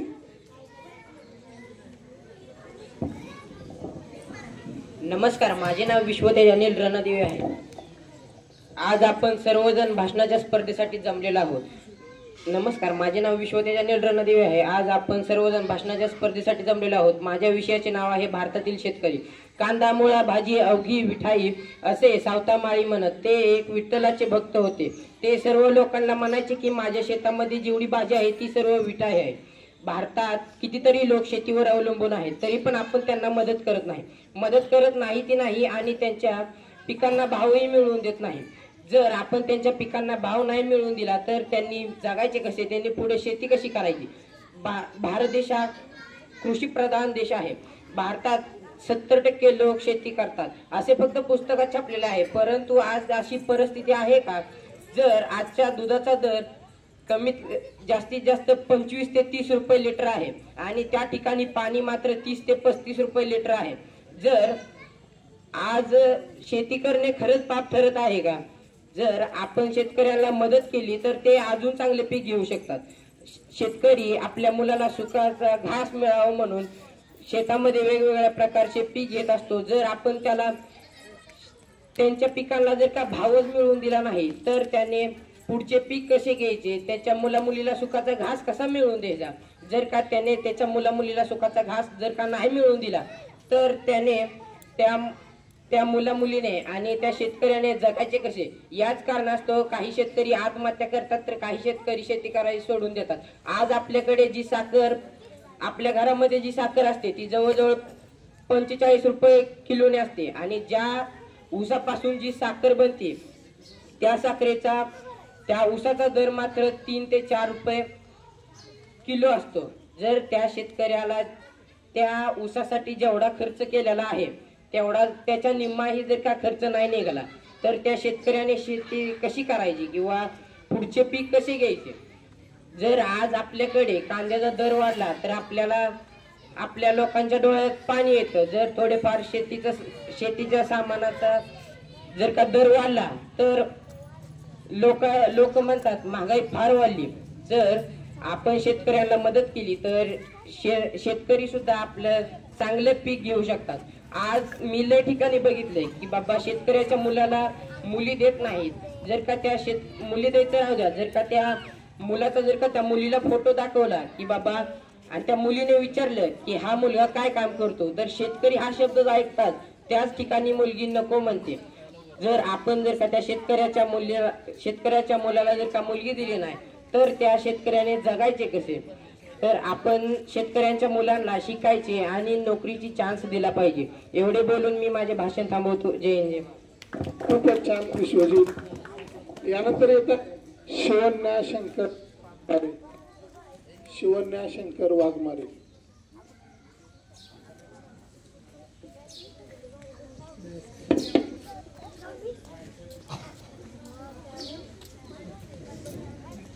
धाडस असं करावं की जे जमणार नाही दुसऱ्या कुणाला.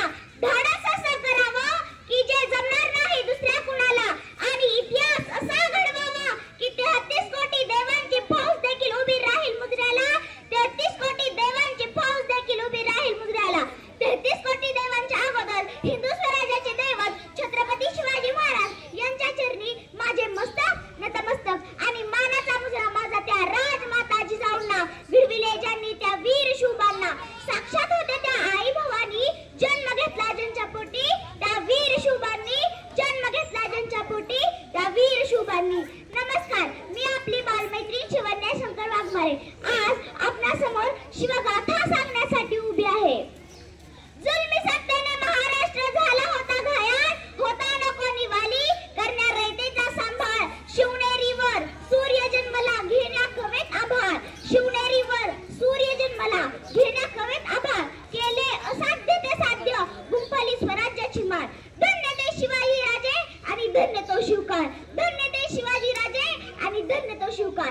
19 फेब्रुवारी 1630 रोजी शिवनेरी किल्ल्यावर जिजाऊंच्या पोटी स्वराज्य रक्षक रयतेचा राजा छत्रपती शिवाजी महाराज यांचा जन्म झाला. छत्रपती वयाच्या अवघ्या 15 वर्षी रायरेश्वराच्या मंदिरात आपल्या संगडासह स्वराज्य स्थापनेची शपथ घेतली आणि तोरणा किल्ला जिंकून स्वराज्याचे तोरण बांधले. आदिलशहाच्या जावळीवर स्वारी करून जावळीचा प्रदेश जिंकून घेतला. या विजयाने रायरीचा अभेद्य किल्ला महाराजांच्या ताब्यात आला. हाच तो राजांची राजधानी रायगड किल्ला होय. जावळीच्या पराभवामुळे संतापलेल्या आदिलशहाने शिवाजी महाराजांचा बंदोबस्त करण्यासाठी अफजलखानाला पाठवले. परंतु शिवाजी महाराजांनी अफजलखानाचाच कायमचा बंदोबस्त केला. यामुळे आदिलशहा जास्त चिडला आणि सिद्दी जोहर या सरदारास शिवाजी महाराजांचा बंदोबस्त करण्यासाठी पाठवले. सिद्दी जोहरने पन्हाळगडाला वेढा दिला. त्या वेळेत शिवाजी महाराज अडकले. अखेर शिवाजी महाराज पन्हाळगडावरून निसटून विशाळगडावर पोहोचले. या प्रवासात त्यांना बाजीप्रभू देशपांडे यासारखा हिरा गमवावा लागला. सगळं जवळ असूनही मुघल हरत होते आणि काही जवळ नसताना मराठे जिंकत होते. कारण मुघल लढत होते महिन्याच्या पगारासाठी आणि मराठे लढत होते स्वराज्यासाठी. 65 किलोची तलवार वागवतो त्याचं नाव येसाजी. 2000 बरोबर एकटा खिंड लढवतो त्याचं नाव बाजी. हात तुटला तरी लढत राहतो त्याचं नाव तानाजी. 8 तासात दिल्लीवरून पुण्याला घोडा आणतो त्याचं नाव संताजी. एकटा गावाला फाडतो त्याचं नाव संभाजी. आणि या सर्वांना एकत्र करून स्वराज्याची निर्मिती करतो त्याचं नाव शिवाजी. त्याचं नाव शिवाजी. मुघल फौजांनी स्वराज्याचे खूप नुकसान केले होते. हे नुकसान भरून काढण्यासाठी शिवाजी महाराजांनी सुट्टी केली. सतत 30 वर्षाच्या संघर्षातून मराठ्यांचे स्वराज्य निर्माण झाले. 6 जून 1674 रोजी विद्वान पंडित गागा भट्ट यांच्या हस्ते रायगडावर शिवाजी महाराजांचा राज्याभिषेक सोहळा मोठ्या दिमाखात पार पडला. वयाच्या अवघ्या 15 वर्षी रायरेश्वराच्या मंदिरात आपल्या संगड्यासह घेतलेली स्वराज्य स्थापनेची शपथ ते एक दिमागदार राज्याभिषेक सोहळा हा मोठ्या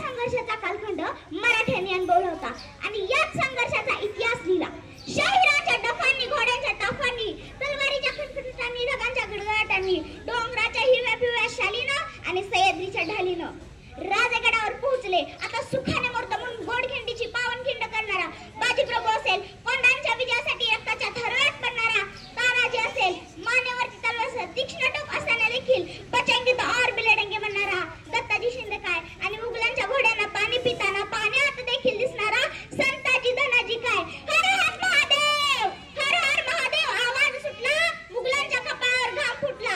हर हर महादेव आवाज सुटला, मुघलांच्या कपाळावर घाम फुटला. मावळ्यांच्या तळपल्या नंग्या तलवारी, मुघल पळती महागारी. मावळ्यांच्या तळपल्या नंग्या तलवारी, मुघल पळती महागारी. शुभाराजे, तुम्ही आणखी काही वर्ष जगला असता, मुघलांनी देखील हातात भगवा धरला असता, मुघलांनी देखील हातात भगवा धरला असता.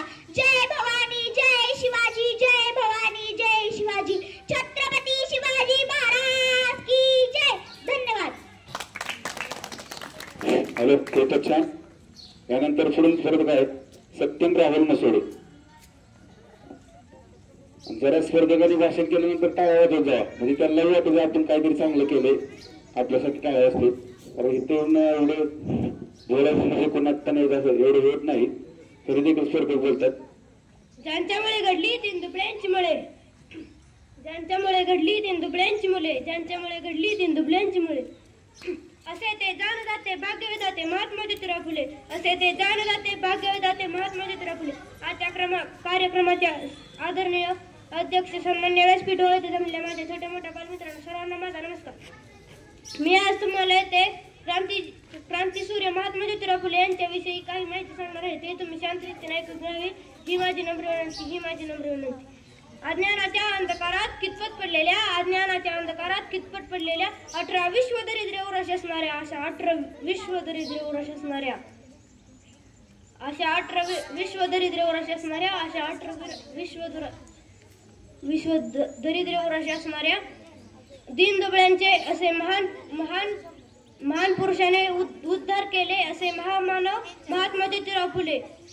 शिवाजी महाराजांचे समाधीस्थळ शोधून शिवाजी महाराजांच्या आणि त्यांच्या महान कार्याला पुन्हा लोकमत आत्मसात आणणारे ते म्हणजे महात्मा ज्योतिराव फुले.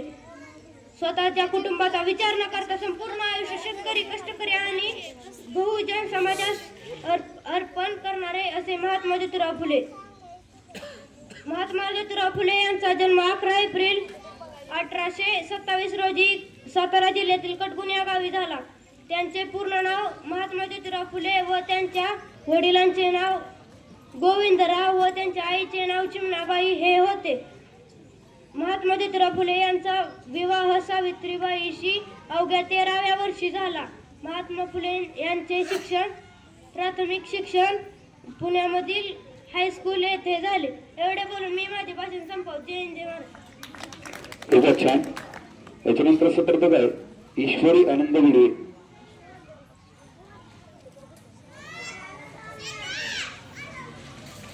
ईश्वरी आनंद भिडवे.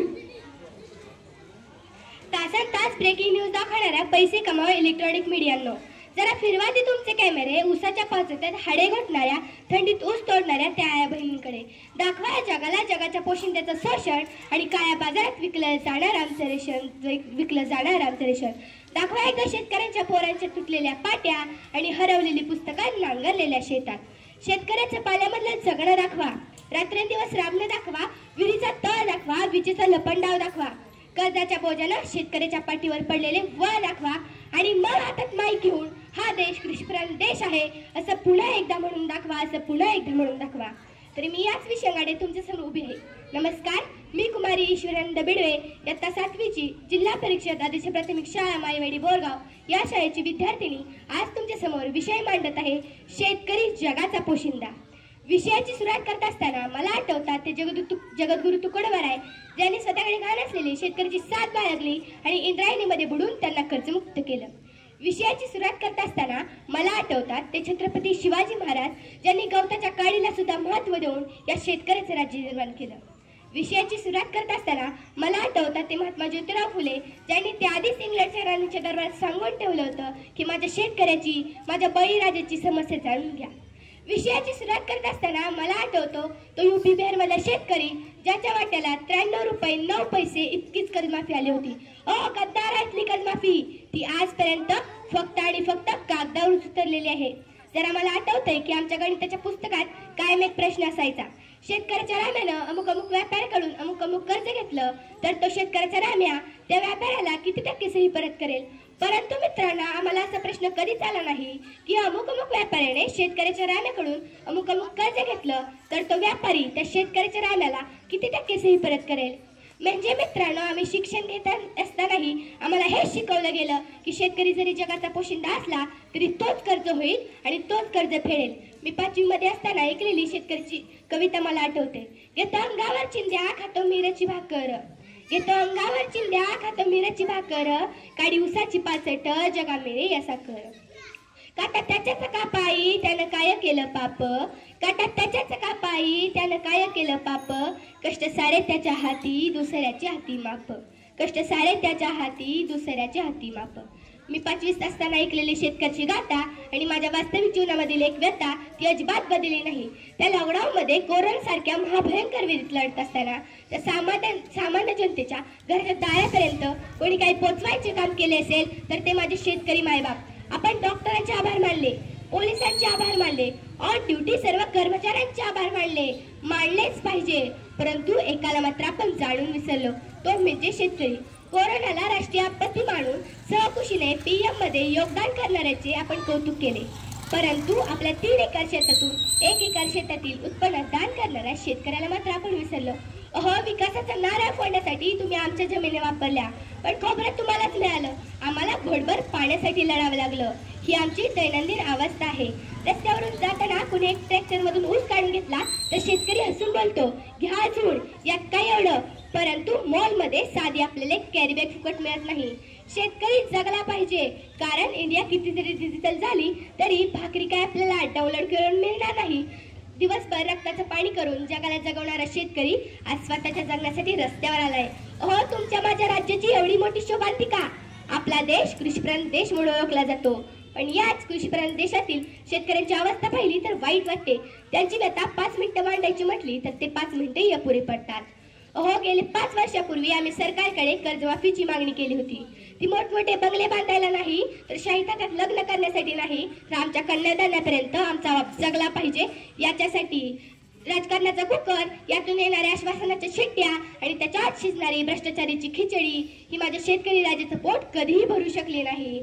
शेतकऱ्याच्या पोरांनी गावभर वावर आहे तर पावर आहे असं म्हणत हिंडण्यापेक्षा आहे त्या वावरामध्ये पावर कशी निर्माण करता येईल, तंत्रज्ञानाने बंदिस्त शब्दाला आपल्या शेतकऱ्याच्या बांधापर्यंत कसं पोहोचवता येईल यावर लक्ष दिलं पाहिजे.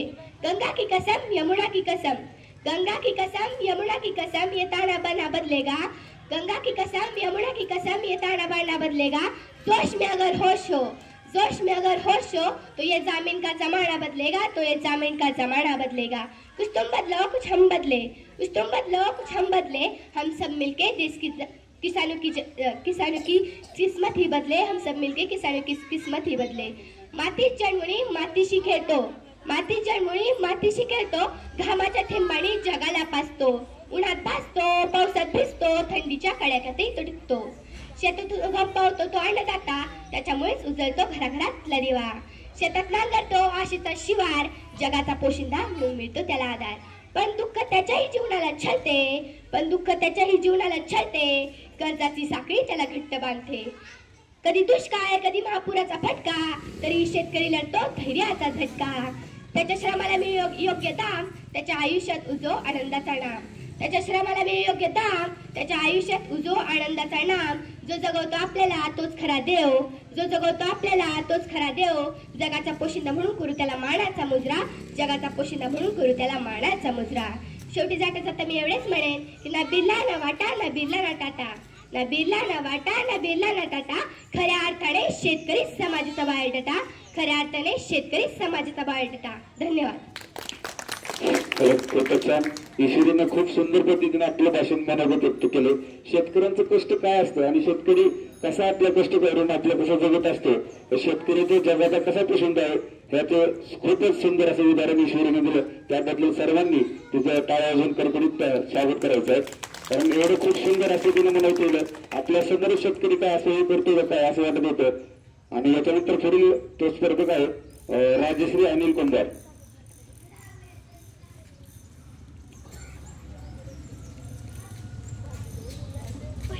नमस्कार, मी राजश्री अनिल कुंभार, इयत्ता 7वी, जिल्हा परिषद आदर्श प्राथमिक शाळा मायवाडी बोरगाव या शाळेची विद्यार्थिनी. मी शिवाजी महाराजांविषयी काही बोलणार आहे, ते तुम्ही शांतपणे ऐकून काही घ्यावे ही माझी विनंती. महाराष्ट्राचा जो इतिहास लिहिला तो कोणी ऐरागेऱ्यांनी नव्हे, तर महाराष्ट्राचा इतिहास लिहिला तो हिरव्या पिवळ्या शाईने, तलवारीच्या खणखणीने, घोड्यांच्या टपाल आणि शाळांच्या खपानाने. आणि हाच इतिहास घडवला तो छत्रपती शिवाजी महाराजांनी. मुद्रा तर छत्रपती शिवरायाला रयतेच्या राजाला, ज्याच्या भक्तीला जोड नाही आणि शौर्याला तोड नाही, जो अथांग आहे सागराचा मान, ज्याचं छत्र म्हणजे आभाळाचा सन्मान, तो त्या सूर्याची शान, मराठी मनाचा धगधगता अभिमान. काळीज आहे सह्याद्री, ज्याला शंभूचा अभिमान, महाराष्ट्राच्या देवाऱ्यात जसं पहिलं स्थान.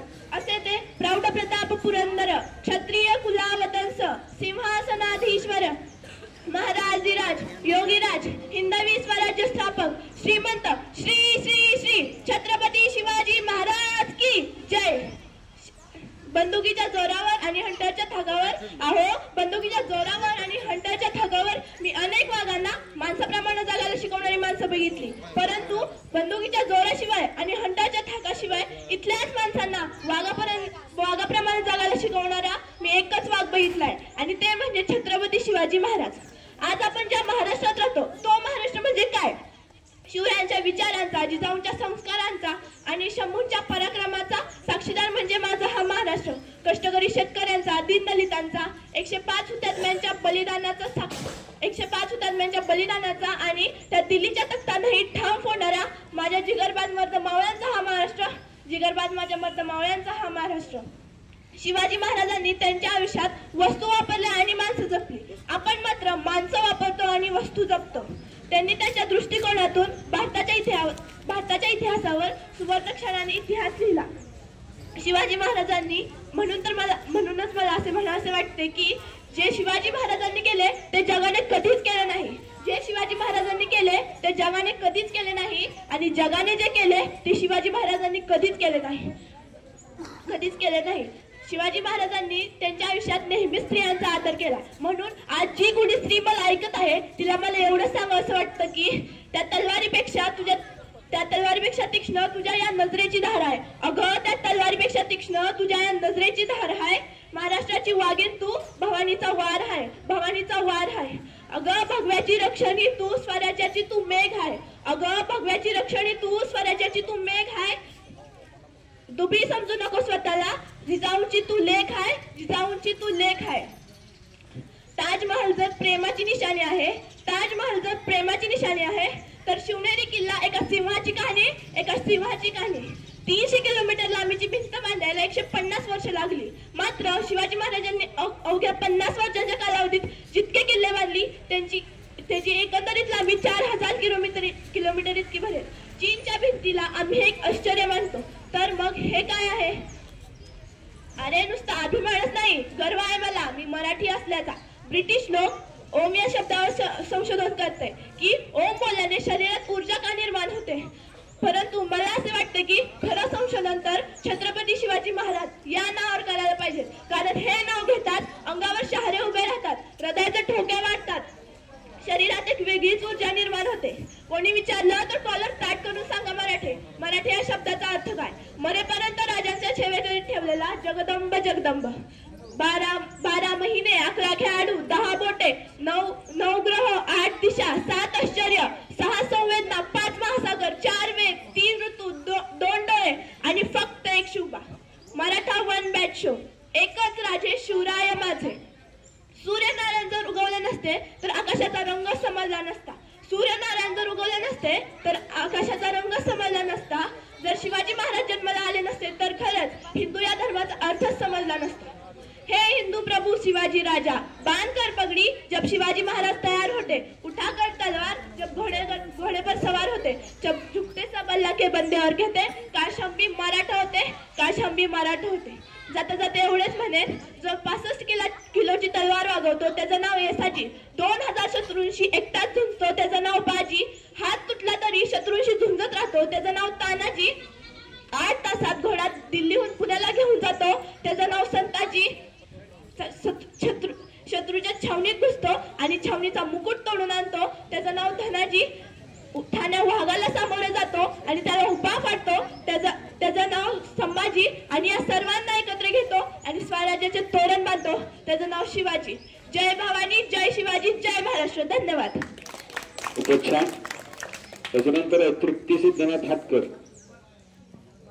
आणि भाषण चाललं असताना इथं बोलू नका बरं का, सगळ्यांनी तिकडे भाषणाकडे लक्ष द्या. तुम्ही बोलत असताना काय समजत नाही.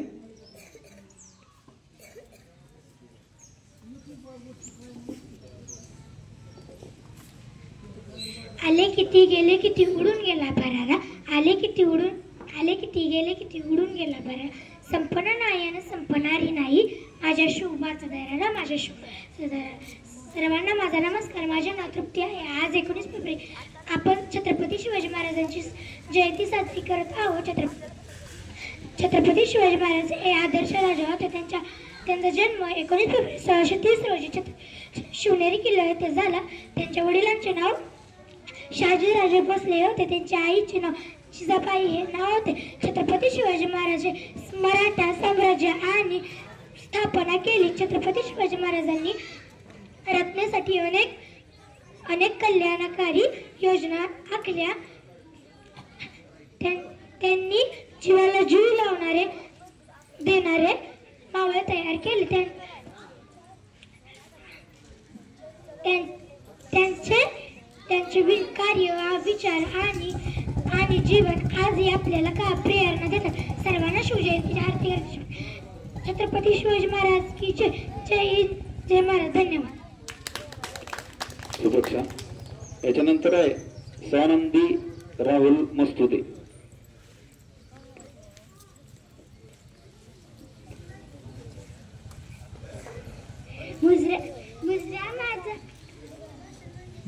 मुजरा माझा त्या जिजाऊंना, मुजरा माझा माता जिजाऊंना,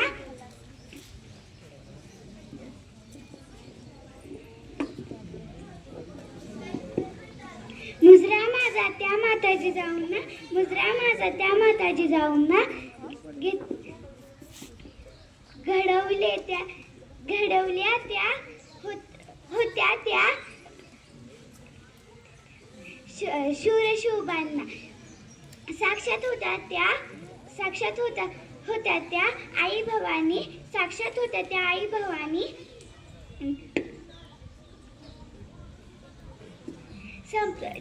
त्यांचा जन्म घेतला त्यांच्या पोटी शोभांनी.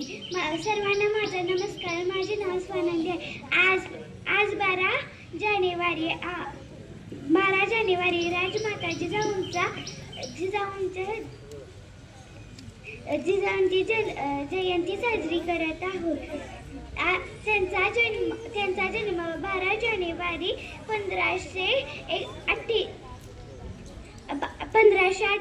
रोजी बुलढाणा जिल्ह्यातील सिद्धखेडी राजा येथे झाला. त्यांच्या वडिलांचे नाव रघुराजे होते व आईचे नाव म्हसाबाई असे होते. त्यांचा विवाह शहाजीराजे भोसले यांच्यासोबत झाला. जिजाऊंचे पती शहाजीराजे हे सतत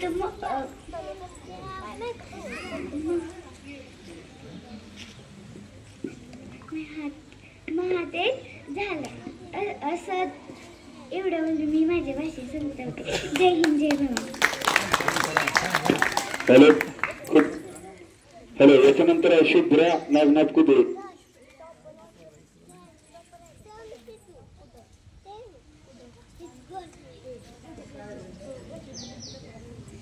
माझा विषय आहे 15 ऑगस्ट स्वातंत्र्य दिन. तिरंगा झेंडा फडकवतो सारे जय जयकार बोला. तिरंगा झेंडा फडकवतो सारे जय जयकार बोला. 15 ऑगस्ट अभिमानाचा आपला भारत स्वतंत्र झाला.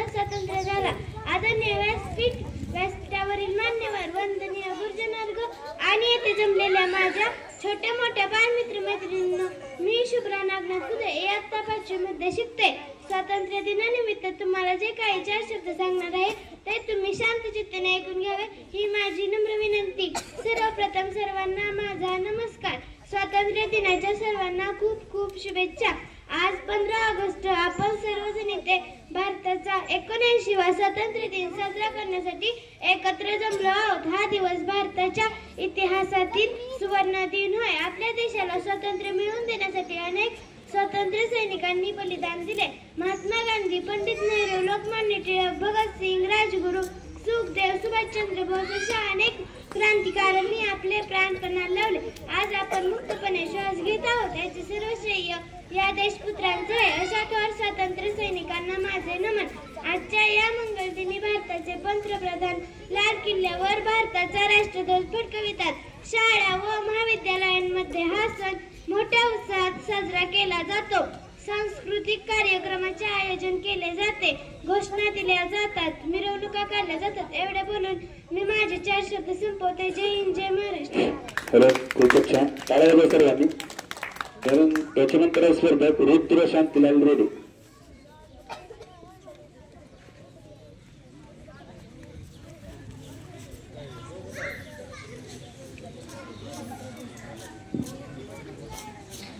भवानी मातेचा लेख तो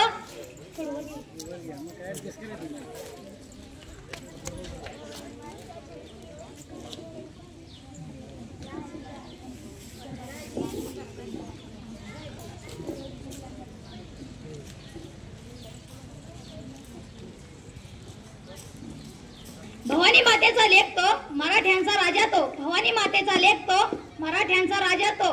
झुकला नाही कोणासमोर, मुघलांचा बाप तो, मुघलांचा बाप तो. सर्वांना माझा नमस्कार. माझे नाव रुद्र शांतीलाल रेडे. मी इयत्ता 7वी शिकतो. माझ्या शाळेचे नाव जिल्हा परिषद आदर्श प्राथमिक शाळा मायवाडी बोरगाव हे आहे. आज मी तुम्हाला छत्रपती शिवाजी महाराज यांच्या विषयावर काही 4 शब्द सांगणार आहे. ते तुम्ही शांत चित्तेने ऐकून घ्यावे अशी माझी नम्र विनंती. सर्वांना माझा नमस्कार. 19 फेब्रुवारी 1630 सोन्याचा दिवस होता. कारण या दिनी एका शूरवीराचा जन्म झाला होता. त्या शूरवीराचे नाव होते छत्रपती शिवाजी महाराज. छत्रपती शिवाजी महाराजांना लहानपणापासूनच दादाजी कोंडदेव यांनी तलवारबाजी, भालाफेक व धनुर्विद्या यासारख्या अनेक विद्यांचे प्रशिक्षण दिले. छत्रपती शिवाजी महाराज राज्याभिषेकाच्या वयाचे झाले होते. त्यांचा राज्याभिषेक 6 जून 1674 रोजी रायगड किल्ल्यावर झाला. छत्रपती शिवाजी महाराजांनी महाराष्ट्र राज्यातील 360 किल्ले मुघलांच्या तावडीतून जिंकले. त्याच्यामध्ये त्यांनी काही किल्ले स्वतः बांधले होते. असाच एक किस्सा झाला होता. अफजल खान नावाचा एक मोठा सैतान स्वराज्यावर चालून आला होता. ही बातमी शिवरायांना कळाली होती.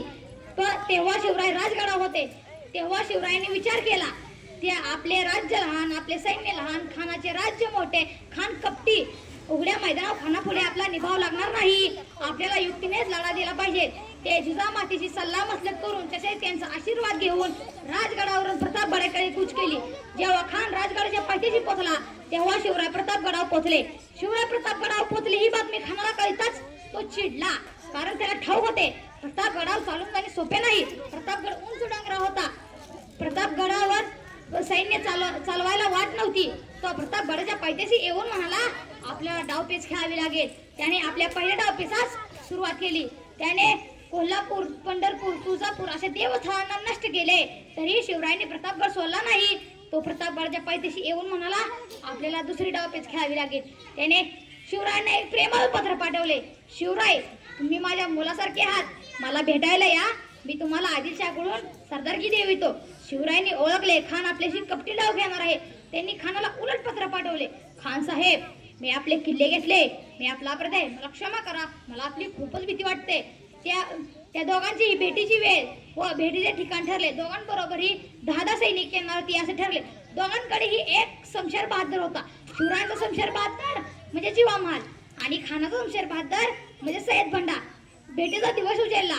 शिवाजी महाराजांनी पहिल्यांदा तुळजाभवानीचे दर्शन घेतले. अंघोळ करून अंगाचे इकत, डोक्यात जिरटोप, हातात वाघनखे, दुसऱ्या हातात बिचवा असा पोशाख परिधान केला व खानाच्या भेटीला जाताना उतार आणि साहेबांना सांगून गेले, आम्ही खानाच्या भेटीला निघालोय.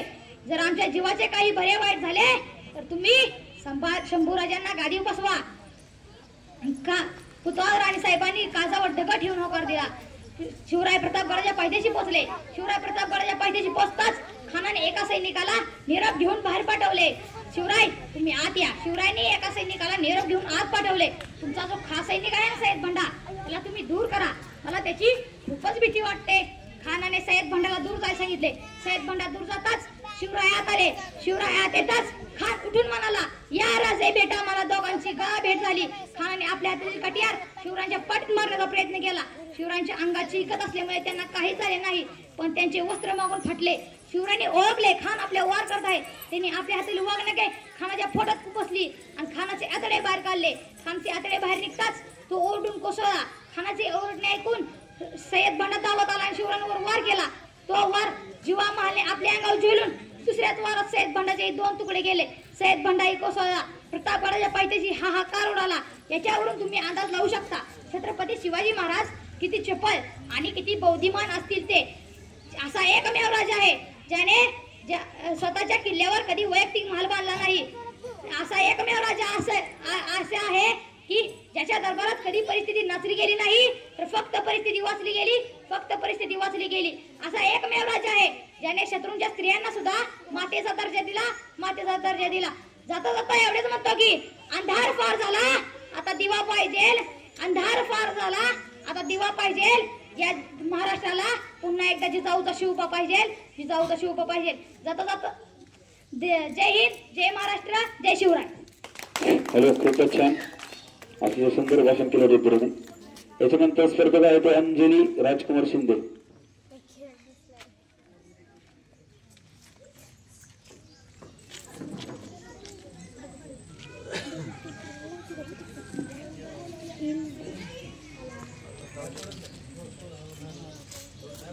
सर्वांना माझा नमस्कार. माझे नाव अंजली राजकुमार शिंदे आहे. आज मी आपणासमोर मावळा या विषयावर थोडीशी माहिती सांगणार आहे. ती तुम्ही शांतपणे ऐकून घ्यावी अशी माझी नम्र विनंती आहे. आपल्या महाराष्ट्रात एकूण कितीतरी मावळे होऊन गेले आहेत. त्यातलेच एका मावळ्याविषयी मी तुम्हाला थोडीशी माहिती सांगणार आहे. ती तुम्ही शांत चित्तेने ऐकून घ्यावी अशी माझी नम्र विनंती. तानाजी मालुसरे शिवरायांचे बालपणीचे सवंगडी होते. त्याचबरोबर ते स्वराज्याच्या सैन्यातील सुभेदार देखील होते. स्वराज्याच्या अनेक घडामोडीत त्यांचा सहभाग होता. अफजल खानाच्या स्वारीच्या वेळी तानाजींनी खानावर उत्तम कामगिरी बजावली होती. कोंढाण्यावर उदयभानसिंग राठोड आणि तानाजी यांच्यात तुरुंब लढाई झाली होती. या लढाईत तानाजींनी यशवंती नावाच्या घोरपडीच्या साहाय्याने गड सर केला होता. गडावर झालेल्या लढाईत तानाजी मालुसरे आणि उदयभानसिंग हे दोघेही मारले गेले होते. शिवरायांना तानाजी मालुसरे यांच्या निधनाची बातमी समजतात ते 2-3 शब्दात असे म्हणाले की गड आला पण माझा सिंह गेला. जाता जाता एवढे मला असे वाटते की मावळे आम्हीच लढणार, चाकर शिवबाच होणार, आम्ही गड्या डोंगरच राहणार. जय हिंद, जय भारत. खूपच छान. आजूबाजूला जी मुलं खेळतात ते याच्यावर का थोडं तुमच्याकडे लक्ष सगळ्यांचं चाललंय. तुम्ही इकडे इथून बसला तरी चालतंय. बसण्याची व्यवस्था केली. इथून बसा समोर. याच्यानंतर खुला गट, मोठा गट चालू होणार आहे. त्याचा प्रथम स्पर्धक आहे रत्नदीप केराता भोसले.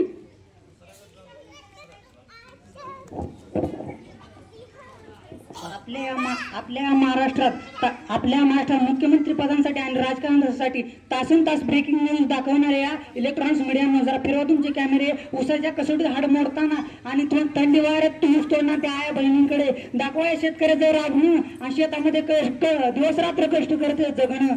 दाखवा शेतकऱ्यांच्या तुटलेल्या पाट्या आणि त्यांचे हरवलेले पुस्तकं या नांगरलेल्या शेतात. दाखवा शेतकऱ्याचं जीवन आणि जगणं आणि राबणं. दाखवा शेतकऱ्याचं लोकशाहीमधील मरण आणि शेतकऱ्याचं शरण. दाखवा त्यांना विहिरीचा तळ आणि दाखवा त्यांना विजेचा लपंड आणि दाखवा कर्जाबाई पाठीवर पडलेले त्यांचे वळही दाखवा. कर्जाबाई पाठीवर पडलेले वळही दाखवा. त्यांच्या सोन्यासारखा पिकालेला मिळालेल्या मातीवर भावी दाखवा. आणि मग हातात नाही घेऊन पुन्हा एकदा म्हणून दाखवा भारत हा कृषी प्रधान देश आहे. भारत हा कृषी प्रधान देश आहे. याच अनुषंगाने मी आज तुमच्यासमोर रत्नदीप पेराप्पा भोसले इयत्ता 12वी शास्त्र शाखेचा विद्यार्थी व श्री चंद्रशेखर कनिष्ठ महाविद्यालयाचा विद्यार्थी आज तुमच्यासमोर आहे. माझ्या वक्तृत्वाचा विषय आहे शेतकरी जगाचा पोशिंदा. ना बिर्ला ना बाटा ना बाटा ना टाटा, ना बिर्ला ना बाटा ना बाटा ना टाटा, शेतकरीच हा खऱ्या अर्थाने समाजाचा बायोडाटा, शेतकरीच हा खऱ्या अर्थाने समाजाचा बायोडाटा. भाषणात सुरुवात करताना सर्वप्रथम आठवतात ते म्हणजे छत्रपती, सर्वप्रथम आठवतात म्हणजे जगद्गुरु श्री संत तुकोबा, ज्यांनी आपल्याकडे घाण असणाऱ्या शेतींचा 7-12 इंद्रायणी दिवाळी भरून शेतकऱ्यांना मुक्तता दिली असे महान व्यक्तिमत्व. आणि दुसरे म्हणजे छत्रपती शिवाजी महाराज, ज्यांनी गवताच्या काडीला देखील महत्व देऊन असं स्वराज्य निर्माण केले, ते आता शेतकरी सुखाने नांदत आहे.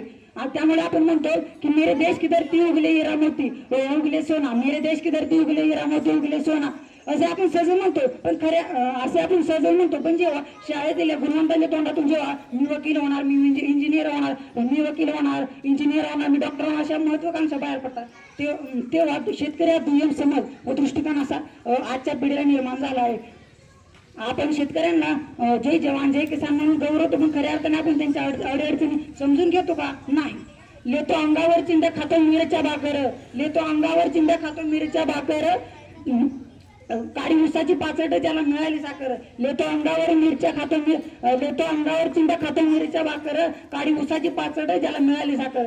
कष्ट त्यांनी काय केले पाप कष्टच आहेत त्याच्या हाती, त्यांनी काय केले पाप कष्टच आहेत त्याच्या हाती, दुसऱ्यांच्या हाती पाप. या कवितेत असलेली शेतकऱ्यांची गाथा आणि या कवितेत असलेली शेतकऱ्यांची गाथा आणि माझ्या वास्तूमध्ये असलेली शेतकऱ्यांची गाथा अजिबात बदलली नाही मित्रांनो. अहो, विकासाचा नार करण्यासाठी तुम्ही शेतकऱ्यांच्या जमीन तर वापरल्या, मात्र खोबरं तर तुम्हालाच मिळालं, मात्र त्या शेतकऱ्यांना पाण्याच्या गोट्यासाठी देखील रडावं लागलं, मात्र त्या शेतकऱ्यांना पाण्याच्या गोट्यासाठी देखील रडावं लागलं. हीच आहे खरी आजच्या शेतकऱ्यांची दयनीय अवस्था, हीच आहे खरी आजच्या शेतकऱ्यांची दोन. 1918 साली डॉक्टर बाबासाहेब आंबेडकरांनी the small world India in their remains नावाच्या पुस्तकात लिहून ठेवले होते की जोपर्यंत शेतकऱ्यांना औद्योगिक दर्जा प्राप्त होत नाही, त्यांच्या मालाला योग्य भाव मिळत नाही, तोपर्यंत शेतकऱ्यांचा विकास होणार नाही, तोपर्यंत शेतकऱ्यांचा विकास नाही होणार नाही. या कोरोनासारख्या महामारीत सुद्धा सर्वसामान्य जनतेपासून ते मोठमोठ्यांच्या घरापर्यंत जाऊन जर कोणी अत्तराने पुसण्याचे काम जर कोणी केले असेल ना, तर फक्त या बळीराजाने शेतकऱ्याच्या मुलाने फक्त मी शेतकरी आहे म्हणून गावात हिंडत बसण्यापेक्षा आहे त्या वावरात पावर कशी निर्माण करता आली पाहिजे हे बघितलं पाहिजे.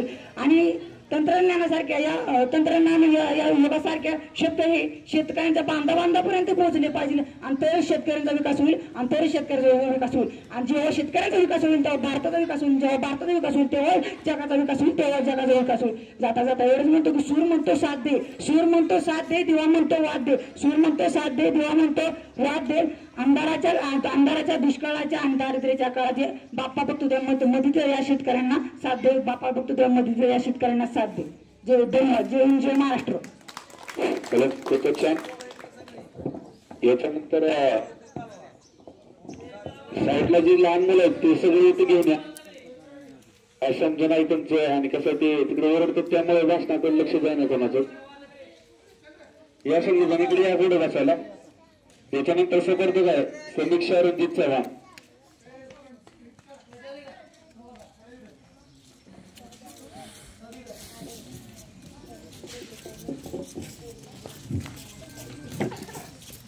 स्वावलंबी शिक्षणाचा दिला मूलमंत्र, स्वावलंबी शिक्षणाचा दिला मूलमंत्र, कमवा आणि शिका अचूक साधले तंत्र. बोधवृक्ष म्हणून वटवृक्षाची निवड योग्य केली, बोधवृक्ष म्हणून वटवृक्षाची निवड योग्य केली. ज्ञानाची ही गंगा घरोघरी पोहोचवली, घरोघरी पोहोचवली. अशीच ही ज्ञानाची गंगा घरोघरी पोहोचवणारे कर्मवीर भाऊराव पाटील यांना मी प्रथम त्रिवार वंदन करते आणि माझ्या भाषणास सुरुवात करते. नमस्कार, मी समीक्षा रणजित चव्हाण, श्री चंद्रशेखर विद्यालय प्रशाला श्रीपूर या प्रशालेमधील इयत्ता 10वीची विद्यार्थिनी आपल्यासमोर विषय मांडते. शिक्षण महर्षी कर्मवीर भाऊराव पाटील. बहुजन समाजाच्या लेखी जाणीवेचा प्रहार आला नव्हता, अंधश्रद्धेची रात्र मात्र सरतच नव्हती, ज्ञानोदयाची चिन्हे मात्र अजिबातच दिसत नव्हती. अशा परिस्थितीमध्ये महात्मा ज्योतिबा फुले यांच्या सत्यशोधक समाजाच्या चळवळीमध्ये काम करणारा समग्र क्रांतीचा अग्रदूत कर्मवीरांच्या रूपाने निर्माण झाला. महात्मा फुलेंच्या शिक्षणाचा प्रसार करणारे अनेक शिक्षण प्रसारक या महाराष्ट्रात होऊन गेले, पण खऱ्या अर्थाने 18 पगड जाती धर्म बहुजन समाज यांच्यापर्यंत शिक्षण पोहोचून त्यांना जागा करण्याचं काम हे फक्त कर्मवीर भाऊराव पाटील यांनीच केलं. त्यांच्या या महान कार्याची सुरुवात ही एक छोट्या निमित्ताने झाली. त्याबद्दलचाच हा एक किस्सा. एकदा भाऊरावांच्या घरी काही पाहुणे जेवण्यासाठी आले होते. नेहमीप्रमाणे जेवायच्या पंक्ती बसल्या आणि आलेल्या पाहुण्यांचा एक प्रश्न कायमचाच ठरलेला असतो, काय करते आपलं पोरगं. बस हाच प्रश्न त्या पाहुण्यांनी पायगोंडा पाटलांना विचारला. त्यावर त्यांनी उत्तर दिलं की अहो खूप मोठं काम करतोय. झाले आणि म्हणाले, असं कोणतं मोठं काम करते? त्यावर पायगोंडा पाटील म्हणाले, अहो काहीच नाही, बस 2 वेळचं खातंय आणि गावभर हिंडते. हे शब्द भाऊरावांच्या पत्नी लक्ष्मीबाई यांनी ऐकले आणि त्यांचे डोळे पाणावले. आपल्या पत्नीसमोर आणि पाहुण्यांसमोर झालेला अपमान भाऊरावांना सहन झाला नाही. त्यावेळी त्यांनी ताडकन ताटावरून उठून थेट सातारा गाठला. घरकर सोडून आलोय, पण काय करावं हे काही सुचत नव्हतं. त्यावेळी त्यांनी किर्लोस्कर कंपनीत प्रचारक म्हणून नोकरी सुरू केली. त्यानिमित्ताने अख्ख्या महाराष्ट्रात त्यांचं फिरणं झालं. महाराष्ट्र फिरताना त्यांच्या असं लक्षात आलं की आजही माझ्या महाराष्ट्रात खूप दारिद्र्य आहे. बरीच मुलं अजूनही शिक्षणापासून वंचित आहेत. स्पृश्य असा भेदभाव सुद्धा केला जातोय. भाऊरावांनी हे सगळं पाहिलं आणि त्यांच्या डोक्यात विचारांची ठिणगी पेटली. सारा महाराष्ट्रातलं दारिद्र्य, शिक्षणाची दुरावस्था ही त्यांच्या डोळ्यासमोर उभी राहिली आणि विचारांचं चक्र सुरू झालं. माझा जन्म कशासाठी झालाय? मग विचारांती त्यांच्या असं लक्षात आलं की शिक्षण हे मानवाला सर्वांगीण बनवत असतं. ते लढण्याचं, जगण्याचं बळ देत असतं. मग मला शिक्षण व्यवस्थेसाठी काही करता येईल का असा विचार त्यांनी केला आणि 1919 साली सत्यशोधक समाजाच्या मेळाव्यामध्ये रयत शिक्षण संस्था हा विचार मांडून त्याचं रोपटं लावलं. पुढे जाऊन या रोपट्याचं रूपांतर एका मोठ्या वटवृक्षामध्ये झालं. त्यांनी ही संस्था रयतेसाठी सुरू केली होती म्हणून त्याला नाव सुद्धा रयत शिक्षण संस्था असं देण्यात आलं. अनवाणी पायांनी वनवन भटकून अख्खा महाराष्ट्र पिंजून काढला आणि शिक्षणाची ही ज्ञान गंगा प्रत्येक शिक्षण वंचितापर्यंत पोहोचवली. इवलेसे जगाच्या पाठीवरी इवलेसे रोप लाविले येद्वारी त्याचा वेलू गेला गगनावरी या संत ज्ञानेश्वरांच्या ओवीला सार्थ बनवत एका रोपट्याचं रूपांतर एका मोठ्या वटवृक्षामध्ये झालं. आजही आम्हाला भाऊरावांचं कार्य श्रेष्ठ का वाटतं? त्यांचं कार्य एखाद्या निखळ झऱ्याप्रमाणे सर्वांपर्यंत अमृत पोहोचवण्याचं कार्य का करतं? कारण त्यांची असणारी निस्वार्थ माणुसकीची वृत्ती आणि सदा सर्व काळ कर्म याच संकल्पनेखाली राहते. स्वाभिमान कशाला म्हणायचं हे आमच्या भाऊरावांना विचारा. एकदा साताऱ्यामधील शिवाजी विद्यालय बंद पडलं. त्यावेळी भाऊराव एका व्यक्तीकडे गेले आणि त्यांना म्हणाले, माझ्या शिवाजी विद्यालयातील विद्यार्थ्यांना जगवण्यासाठी तुम्ही काही मदत कराल का? 50,000 द्याल का? त्यावर ते व्यक्ती म्हणाले, 50,000 का? मी 1,00,000 रुपये देतो, फक्त तुम्ही एक काम करायचं. भाऊराव म्हणाले, कोणतं काम? शाळेला दिलेल्या छत्रपती शिवाजी महाराजांचं नाव काढायचं आणि तिथं फक्त माझ्या वडिलांचं नाव लावायचं. त्यावर भाऊराव म्हणाले, हा भाऊराव स्वतःच्या विद्यार्थ्यांना जगवायला वाढवायला एक वेळ स्वतःच्या वडिलांचं नाव बदलेल, पण शाळेला दिलेल्या छत्रपती शिवाजी महाराजांचं नाव नाही बदलेल. म्हणूनच मला भाऊरावांचा इतिहास काही शब्दात सांगावा असं वाटतं. धन्य धन्य ते भाऊराव, त्यांनी घेतला रयतेच्या मनाचा ठाव. धन्य धन्य ते भाऊराव, त्यांनी घेतला रयतेच्या मनाचा ठाव. शिक्षण घेतले 6वी पर्यंतचे, पण ते संस्थापक रयत संस्थेचे. लावले बीजांकुरलेले रोपटे, त्याचा झाला तो वटवृक्ष. लावले बीजांकुरलेले रोपटे, पण त्याचा झाला तो वटवृक्ष. मग हवी कशाला ती साक्ष? झोपडी झोपडीत पेटला ज्ञानाचा दिवा. झोपडी झोपडीत पेटला ज्ञानाचा दिवा. जन्मभर केली त्यांनी समाजसेवा. मग रयतेने केली बहाल पदवी कर्मवीर. मग रयतेने केली बहाल पदवी कर्मवीर. स्वावलंबी शिक्षण हेच आमचे बीज. स्वावलंबी शिक्षण हेच आमचे बीज. अशा या महान व्यक्तीची प्राणज्योत 9 मे 1959 रोजी मावळली. भाऊ स्वर्गवासी झाले आणि आपल्या सर्वांच्या मनामध्ये कायम अमर राहिले. धन्यवाद. खूपच छान. सर्वांनी त्याच्यानंतर स्पर्धक आहे कार्तिकी अमोल शेळके.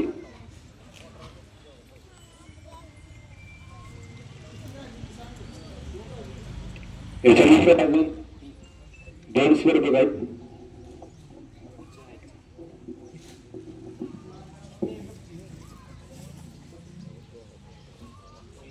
नमस्कार, मी कार्तिकी अमोल शेळके, हनुमान हायस्कूल व ज्युनियर कॉलेज तांदूळवाडीची विद्यार्थिनी आपल्या समोर ज्या विषयावर बोलणार आहे तो प्रत्येकाच्या जीवनाशी थेट जोडलेला आहे. जगताना आनंद शोधा. आपण आज काय शोधतोय? यश, पैसा, प्रसिद्धी, पदवी, मोबाईल, इंस्टाग्राम लाईक्स. पण या सगळ्या गोष्टी मिळाल्यावरही एक प्रश्न आपल्याला सतावत राहतो आणि तो म्हणजे आपण खरंच आनंदी आहोत का? आजचा माणूस जगतोय पण आजचा माणूस हसतोय पण हृदयातून नव्हे, समृद्ध होतोय पण समाधानी नाही, जगतोय पण जिवंतपणे नाही. आनंद म्हणजे नेमकं काय? तो ना फक्त हसणं आहे ना उत्सवातले सेल्फी. आनंद म्हणजे स्वतःच्या अस्तित्वात समाधान शोधणं. तो कधी कधी एका झाडाखाली बसून पुस्तक वाचण्यात असतो, कधी आईच्या हातच्या गरम पोळीमध्ये, तर कधी कुणी विचारलेलं साधं तू ठीक आहेस ना यामध्ये. म्हणूनच म्हणावेसे वाटते की जीवनात मिळालेल्या यशाला धनसंपत्ती पैशाच्या कसोटीवर सतत तोलू नये. जीवनात मिळालेल्या यशाला धनसंपत्ती पैशाच्या कसोटीवर सतत तोलू नये. सुख आनंद आणि समाधान हरवले त्यास जगणे म्हणू नये. सुख आनंद आणि समाधान हरवले त्यास जगणे म्हणू नये. एका गावात 2 मित्र राहत होते. एक दररोज उठून आभारी असायचा. आजचा दिवस माझा आहे. दुसरा नेहमी कुडकुडायचा. काय फायदा, काहीच बरोबर घडत नाही. एकाच गावात, एकाच घरात, एकाच वयात, पण एक आनंदात जगत होता आणि दुसरा जगण्याच्या तक्रारीत वेळ घालवत होता. फरक फक्त दृष्टिकोनाचा. आपण आनंद कुठे शोधतोय? उद्या, पुढे, नंतर, मोठ्या गोष्टीत. पण वास्तव्य हे आहे की आनंद म्हणजे गंतव्य नव्हे, तो एक प्रवास आहे. तो आई बाबांनी दिलेल्या आशीर्वादात असतो, मित्रांच्या विनोदात असतो, अपयशातून मिळालेल्या शिकवणीत असतो आणि अनेकदा स्वतःला समजून घेतल्यानंतरही मिळतो. म्हणूनच म्हणावेसे वाटते की क्षणाक्षणात हसता आलं, दुःखातही काही शिकता आलं. क्षणाक्षणात हसता आलं, दुःखातही काही शिकता आलं. सोप्या जीवनात अर्थ सापडला म्हणूनच जगताना आनंद गवसला. सोप्या जीवनात अर्थ सापडला म्हणूनच जगताना आनंद गवसला.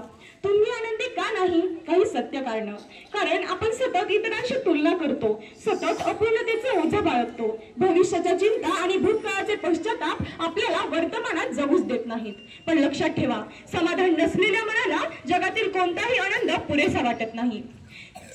जगताना आनंद शोधण्यासाठी काही छोटे पण मोठे उपाय. कृतज्ञ राहा. दररोज निदान 2 गोष्टी लिहा ज्या गोष्टींसाठी तुम्ही आभारी आहात. स्वतःला वेळ द्या. सोशल मीडियापेक्षा स्वतःच्या मनाशी संवाद अधिक आनंददायक असतो. तुमच्या छोट्या विजयाचं कौतुक करा. मोठं यश आलं नाही तरी छोट्या पावलांची मजा घ्या. दुसऱ्यांना आनंद द्या. दिला गेलेला आनंद परत येतो दुपटीने. जो दुसऱ्यांसाठी जगतो तोच खरा आनंदी माणूस असतो.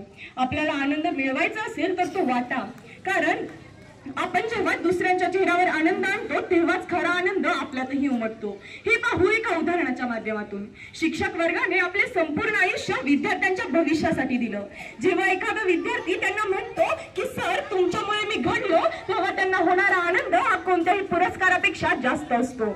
मित्रांनो, जीवनाच्या स्पर्धेत पुढे जाणं गरजेचं आहे, परंतु या स्पर्धेत आनंद शोधायला विसरू नका.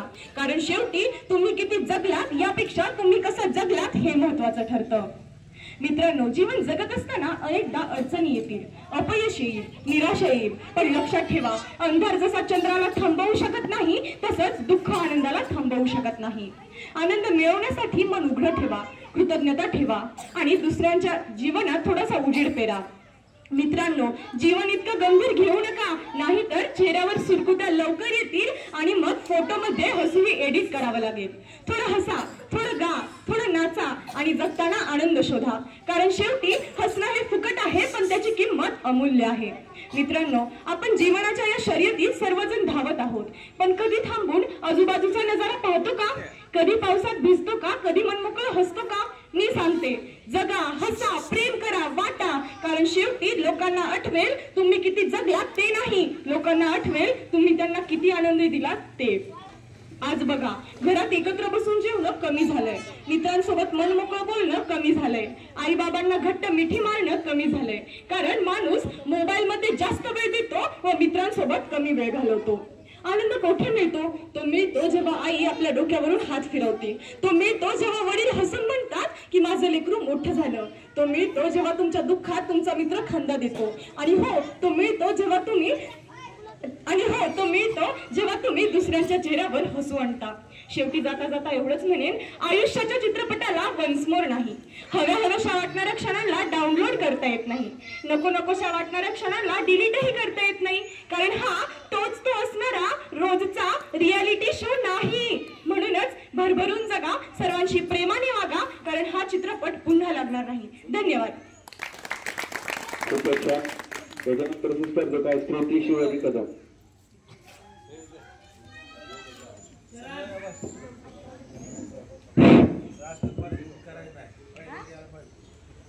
नमस्कार. मी सर्वांना नमस्कार करते. आदरणीय व्यासपीठ व व्यासपीठावर उपस्थित मान्यवर सगळ्यांनाच मी अभिवादन करते. तारीख 13 मे 2025 रोजी पिंपरी चिंचवड येथे भर रस्त्यात एका मुलीवर कोयत्याने सपासप वार करण्यात आले. घटना क्रमांक 2. रस्त्याच्या बाजूच्या झाडीत दोघांवरती खुनी हल्ला झाला. खुनी हल्ला झाला, मित्राचा जीव गेला, मुलगी अर्धमेल्या रक्तबंबाळ अवस्थेत गुडघ्याने सरकत सरकत रस्त्यावर आली व मदतीची याचना करू लागली. तिथंही गर्दी जमा झाली. मात्र सर्वजण खिशातून मोबाईल काढून शूटिंग करण्यात व्यस्त झाले. अरे अरे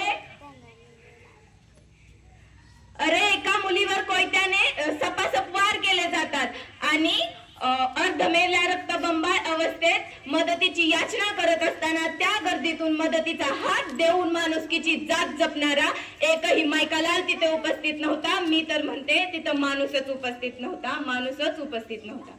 अशाच गर्दीत हरवलेल्या माणसाला शोधण्यासाठी मी आपणासमोर विषय मांडत आहे. गर्दीत माणसाच्या माणूस शोधते मी, गर्दीत माणसाच्या माणूस शोधते मी. अरे मित्रांनो, पशु पक्षी झाडे वने झाडाझुडपांच्या या पसाऱ्यात जगणाऱ्यांपेक्षा थोडा सतर्क मेंदू, 2 हात आणि 2 पाय लाभलेला जमात म्हणजे माणूस. जमात म्हणजे माणूस. रोज सकाळी कार रात्रीचा शिळा भात आणि शिळ्या चपात्या कचरा कुंडीत फेकून देताना माणसाच्या मनात येत नाही की ह्याच शिळ्या भाताची आणि शिळ्या चपात्याची गरज फुटपाथवरच्या एका गरीब मुलाला असू शकते, एका गरीब कुटुंबाला असू शकते. माणसाच्या बुद्धीची एवढी धाव की तो चंद्रावर पोचला, मंगळावर पोचला. एवढंच नाही, त्यानं नद्या अडवल्या, जंगल ताब्यात घेतली. इथंच सगळा घोळ झाला. त्यानं जंगल ताब्यात घेतली, मात्र मनातली हिरवळ संपली. नद्या अडवल्या, मात्र मनातला प्रेमाचा झरा आटला. माणूस माणसापासून दूर झाला. माणूस त्याच्या मूळ अस्मितेपासून दूर झाला. ह्याच वरून मी तुमच्या समोर पाटगावकरांच्या काही ओळी सांगते. या झोपडीत आली वाहुनी गटारे, चिखलात हुंदक्याच्या माणूस शोधतो मी. कोलाहलात साऱ्या माणूस शोधतो मी, गर्दीत माणसाच्या माणूस शोधतो मी. खरंच मित्रांनो, आज माणसाची गर्दी सापडते पण माणूस सापडत नाही. मागच्या काही काळापूर्वी घरात जर कोणती भाजी बनवली तर शेजारच्या घरात ती वाटीत घालून देण्याची प्रथा होती. पण आज कोणी ती भाजी कोणाला नेऊन देत नाही. का? तर आपल्याला काय करायचंय? कारण आज माणूस की जपायला विसरला. त्याची बुद्धी पुढे चालत गेली, विज्ञान तंत्रज्ञानात प्रगती झाली, पण माणूस की विसरला. आपला खरा धर्म काय आहे? माणुसकी. खरं बघायला गेलं तर गणपती आलं, कोणताही सण आला की सगळे मंडळ तयार करायला बघतात. पण दररोज मित्रासोबत संभाषण करायला कोणी येत नाही. का? तर आहेच आपला मोबाईलवरती इंस्टाग्राम, ट्विटर यावरून फक्त एकमेकांना व्हिडिओ पाठवणे एवढीच मैत्री राहिली आहे. पण आपण एक माणूस आहोत आणि आपण दुसऱ्या माणसासोबत संवाद करायला हवा, हे माणसाच्या आज बुद्धीत येत नाही. काही काळापूर्वी मोठ्या वडाच्या झाडाखाली पारावर बसून माणसं गप्पा मारायची, पण आज ते माणसं दिसत नाहीत. का? कारण आज माणुसकीच जिवंत राहिली नाही. माणसाच्या मनात एक हळवा कोपरा होता, तो राहिला नाही. माणूस स्वतःचा स्वार्थ शोधत आहे, त्याला स्वतःचा स्वार्थच फक्त हवा आहे. आजच्या जगात माणुसकी जपणं खूप महत्वाचं आहे. एवढंच बोलून मी थांबते. धन्यवाद. खूपच छान. त्याच्यानंतर शेवटची स्पर्धक आहे दीक्षा पांडुरंग मसोड.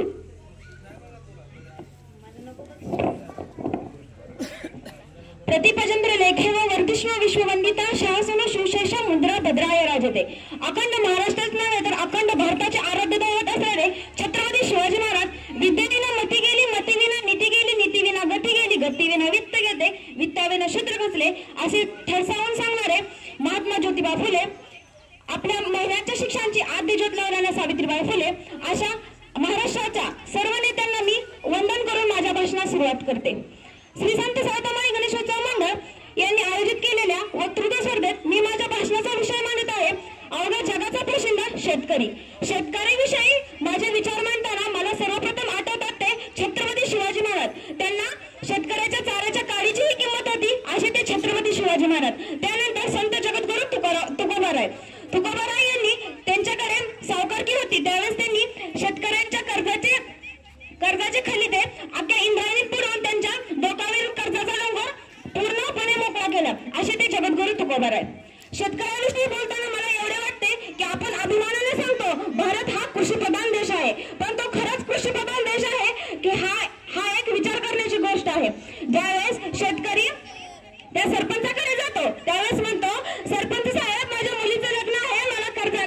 पाहिजे. त्यावेळेस तो सरपंच म्हणतो की तू घाण काय ठेवणार आहे. त्यावेळेस तो सरपंच म्हणतो तुझा वावर घाण ठेव. त्यावेळेस शेतकरी म्हणतो सरपंच साहेब माझा जीव गेला तर चालेल पण मी माझ्या काळ्या माईला घाण ठेवणार नाही. हा माझा शेतकरी. शेतकरी जगला तर पूर्ण महाराष्ट्र जगेल, पूर्ण भारत जगेल. शेतकरी हा अवघ्या जगाचा पोशिंदा आहे. अवघ्या कोविड-19 मध्ये आपण सर्वांचे आभार मानले. ऑन ड्युटी असणाऱ्या पोलिसांचे, डॉक्टरांचे आणि सर्वांचे आभार मानले. पण आपण जाणून एका व्यक्तीला विसरलो, तो म्हणजे शेतकरी. आपल्या 3 एकर शेतातील एक एकर उत्पादनातील उत्पन्न सर्वांना मोफत दान करणारा तो म्हणजे शेतकरी. अवघ्या जगाचा पोशिंदा म्हणून त्याला गौरवाने समजले जाते, तो म्हणजे शेतकरी. पण तो खरंच फक्त अवघ्या जगाचा पोशिंदा म्हणून शब्दात लिहिला आहे. तो खरंच अवघ्या जगाचा पोशिंदा आहे, पण त्याला तसा मान दिला जातो का हा प्रश्न म्हणजे विचार करण्याचा गोष्ट आहे. कारण खुर्चीच्या आणि टेबलाच्या मध्ये टुरिटम लावून बसलेला अधिकारी त्यावेळेस शेतकरी त्याच्याकडे जातो आणि म्हणतो दुष्काळामुळे आमच्या शेताचे नुकसान झाले आहे, त्याची नुकसान भरपाई द्या. त्यावेळेस त्याच्या अकाउंटवर 95 रुपये ते 100 रुपये नुकसान भरपाई येते. तिथं आपल्या शेतकऱ्याची खरी दैन्य अवस्था समजते. कारण 95 रुपये ही गोष्ट कुठेच मिळत नाही. कारण 95 रुपयाला बी बियाणे मिळत नाहीत, खत मिळत नाही, तर ट्रॅक्टरने नांगरणी केलेली त्याचा खर्चही भागत नाही. मला एवढंच सांगावंसं वाटते की आपण ज्यावेळेस शेतकऱ्याने उत्पादन केलेले मालाचा हमी भाव ज्यावेळेस स्वतः शेतकरी ठरेल त्यावेळेस मी अभिमानाने सांगेन माझा भारत देश हा कृषीप्रधान देश आहे.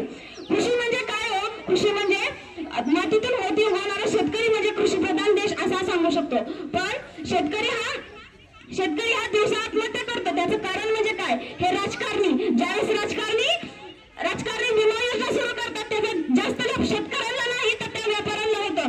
ज्यावेळेस शेतकरी घामाचं पाणी करून ते पीक पिकवतो आणि ते बाजारात घेऊन जातो तर त्याचा दर हे व्यापारी ठरवतात. तुम्हाला लाभ कशी वाटत नाही हो? तुम्ही मेडिकल मध्ये जाता त्यावेळेस त्याचा दर तुम्ही 1000 रुपये सांगितला तर तुम्ही गपचूप खिशातनं पैसे काढून देता की ही गोष्ट 1000 रुपयाला आहे, ही घ्या 1000 रुपये. ज्यावेळेस शेतकरी तो पीक विकायला घेऊन जातो त्यावेळेस तुम्ही शेतकऱ्याला कोथिंबिरीची पेंडीची किंमत सांगितली 10 रुपयाला एक पेंडी. तुम्हाला लाभ कशी वाटत नाही हो? 10ला 2 द्या म्हणायला. घामातून अन्न पिकवतो त्याला तुम्ही 10 रुपयाला 2 द्या असं म्हणून सांगतो. तशी तुम्हाला लाभ कशी वाटत नाही हो? एका वर्गात एका शिक्षकाने सर्वांना विचारले तुम्हाला काय व्हायचं आहे. त्यावेळेस सर्व म्हणाली मला इंजिनियर व्हायचं आहे, मला डॉक्टर व्हायचं आहे, मला एक कृषी अधिकारी व्हायचं आहे. पण त्याचा एक सुलभ मुलगा असं म्हणाला नाही मला एक शेतकरी व्हायचं आहे. ही आहे आपल्या भारताची दैन्य अवस्था. शेतकरी म्हणजे अवघ्या जगाचा पोशिंदा. शेतकरी म्हणजे अवघ्या जगाचा पोशिंदा. त्याने जर ठरवले की मी आज पिकवणारच नाही तर मी खात्रीने सांगते की तुम्ही उपाशी मारा. ज्यावेळेस शेतकरी धान्य पिकवतो त्यावेळेस त्यातून सर्व भारत जेवण करतो. पण ज्यावेळेस शेतकरी म्हणेल की मी आज पिकवणार नाही, माझ्या धान्याला बरोबर भाव मिळत नाही त्यावेळेस तुम्ही सर्वजण उपाशी मारा.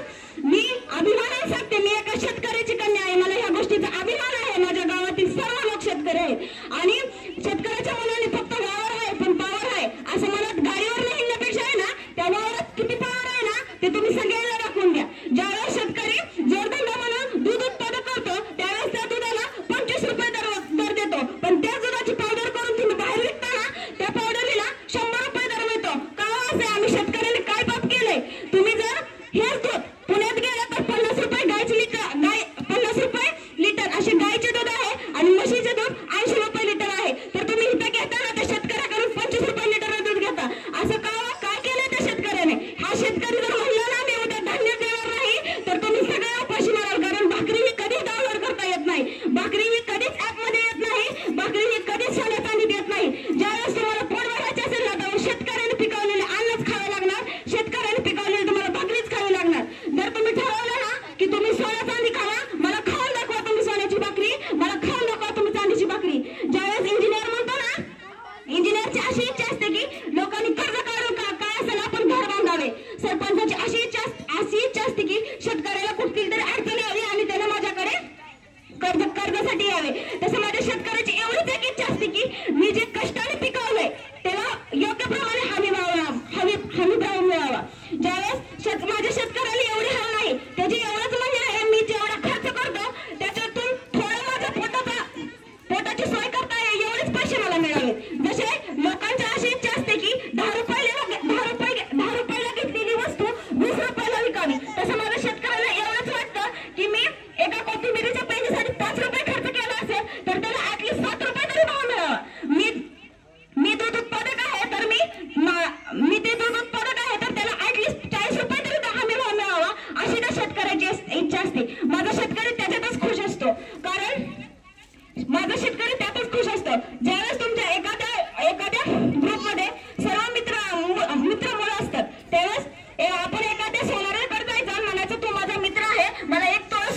म्हणते त्यावेळेस तो देतो का मला सांगा. ज्यावेळेस तुम्ही एका इंजिनियरकडे जायचं मला म्हणायचं अर्ध्या किमतीत माझं घर बांधून दे, त्यावेळेस तो अर्ध्या किमतीत घर बांधून देतो का बघा. ज्यावेळेस एका अधिकाऱ्याकडे जायचं त्याला म्हणायचं माझं फुकट काम करून देतो, फुकट काम करून देतो का बघा. पण तोच म्हणू द्या का शेतकऱ्याकडे येऊ द्या आणि त्याला म्हणू द्या अरे माझ्या घरी अडचण आहे मला एक धान्याचं ठिका दे, तर तो शेतकरी म्हणतो एक काय दोन घेऊन जा. हा आहे माझ्या शेतकऱ्याची श्रीमंती. जाता जाता एकच म्हणते शेतकरी जगला तर तुम्ही जगाल, शेतकरी जगला तर तुम्ही जगाल, नाहीतर तुम्ही उपाशी मारा. आणि त्यावेळेस ज्यावेळेस शेतकऱ्यांनी पिकवलेलं अन्न ज्यावेळेस त्याचा दर स्वतः शेतकरी ठरवेल त्यावेळेस मी अभिमानाला सांगेल माझा भारत देश कृषी प्रधान देश आहे. आपल्या भारतातील मुले बाहेर जाऊन नोकरी करतात, त्याच्याऐवजी आपल्या भारतातच राहून आपण शेती केली तर ते काय वाईट आहे असं मी त्यांना सांगेन. ज्यावेळेस मी असं म्हणते गावातील मुलांना क्लुजर करून त्या महाबळेश्वरला जाण्यापेक्षा क्लुजर करून त्या बारामतीला जावा. तिथले शेतकरी कसे टेक्नॉलॉजीचा वापर करून शेती करतात हे बघा. शेतकऱ्यांनी आजपर्यंत देशान्न पिकवले पण त्याच्यावर पीक फवारणी सगळं आलं त्यामुळे आपल्याला रोगराई होऊ लागले. हे मी सांगू इच्छिते की सर्वांनी देशान्न खावा. त्याचे कारण सर्व हे सरकार आहे. ज्यावेळेस सरकारने देशाला जास्त भाव दिला त्यावेळेस शेतकरी मोठा व्हावा लागला म्हणून परत त्याच्यावर पीक फवारणी करायचं सरकारने ठरवलं. कारण त्या पीक फवारणीचे पैसे त्या सरकारला मिळत होतं. ज्यावेळेस शेतकरी म्हणायचा की अहो पी बियाण्याचा खर्च खत पाण्याचा खर्च माझा ह्या पूर्ण ह्याच्यातून निघत नाही त्यावेळेस सरकार म्हणाले तुला काही माहित आहे तुला सगळं मिळतंय. त्यावेळेस शेतकऱ्यांची दशा शेतकरी म्हणतो अहो खरंच माझ्याकडे काही राहत नाही. त्यावेळेस तो सावकाराकडून घेतलेला ज्या सावकाराकडून कर्ज घेतलंय तो सावकारी म्हणतो तुझ्याकडे सगळ्यात जास्त पैसा आहे. त्यावेळेस शेतकरी म्हणतो अहो खरंच नाही हो. त्यावेळेस तो सावकार म्हणतो मला तुझी जमीन घाण पाहिजे. त्यावेळेस तो शेतकरी म्हणतो मी आहे तर जेव देईल पण माझी काळी माय मी कुणापाशी घाण ठेवणार नाही. हा आहे माझा शेतकरी आणि मला अभिमान आहे मी एक शेतकरी आहे. याचा मला पूर्णपणे अभिमान आहे की एक शेतकरी कन्या आहे. माझ्या गावातील सर्व लोक शेतकरी आहेत, ते सर्व लोक शेती करतात आणि ते सर्व लोक एका जगाचे पोशिंदा आहेत अशी मी अभिमानाने सांगते की माझ्या गावातील सर्व लोक अख्या भारताचे पालन पोषण करतात. आणि मी ते शेतकऱ्याला मानाचा मुजरा करते जो कडकडत्या उन्हात धोधोत्या पावसात आणि कुडकुडत्या थंडीत त्या वावरात जाऊन काम करतात. मी त्या सर्व शेतकऱ्यांना मानाचा मुजरा करते. अहो तुम्हाला पूर्ण ड्युटी पाहिजे 8 तासाची. माझ्या शेतकऱ्याला लाईट पाहिजे रात्रीची. का होतं त्याला इचुकाटीची ठेव वाटत नसेल का. अहो त्याला असं वाटत नसेल का त्याला पण काहीतरी चालेल. तुम्हाला म्हणजे दिवसा 8 तासाची नोकरी पाहिजे आणि त्याला म्हणजे रात्रीची लाईट पाहिजे असं का हो. मी सर्व सरकारला आवाहन करते ज्यावेळेस तुम्ही शेतकऱ्याला न्याय द्याल त्यावेळेस आपला भारत देश खरा कृषी प्रधान देश होईल असं मी इथं म्हणते. ज्यावेळेस जाता एवढंच म्हणते शेतकरी जगला तर भारत देश जगेल, शेतकरी जगला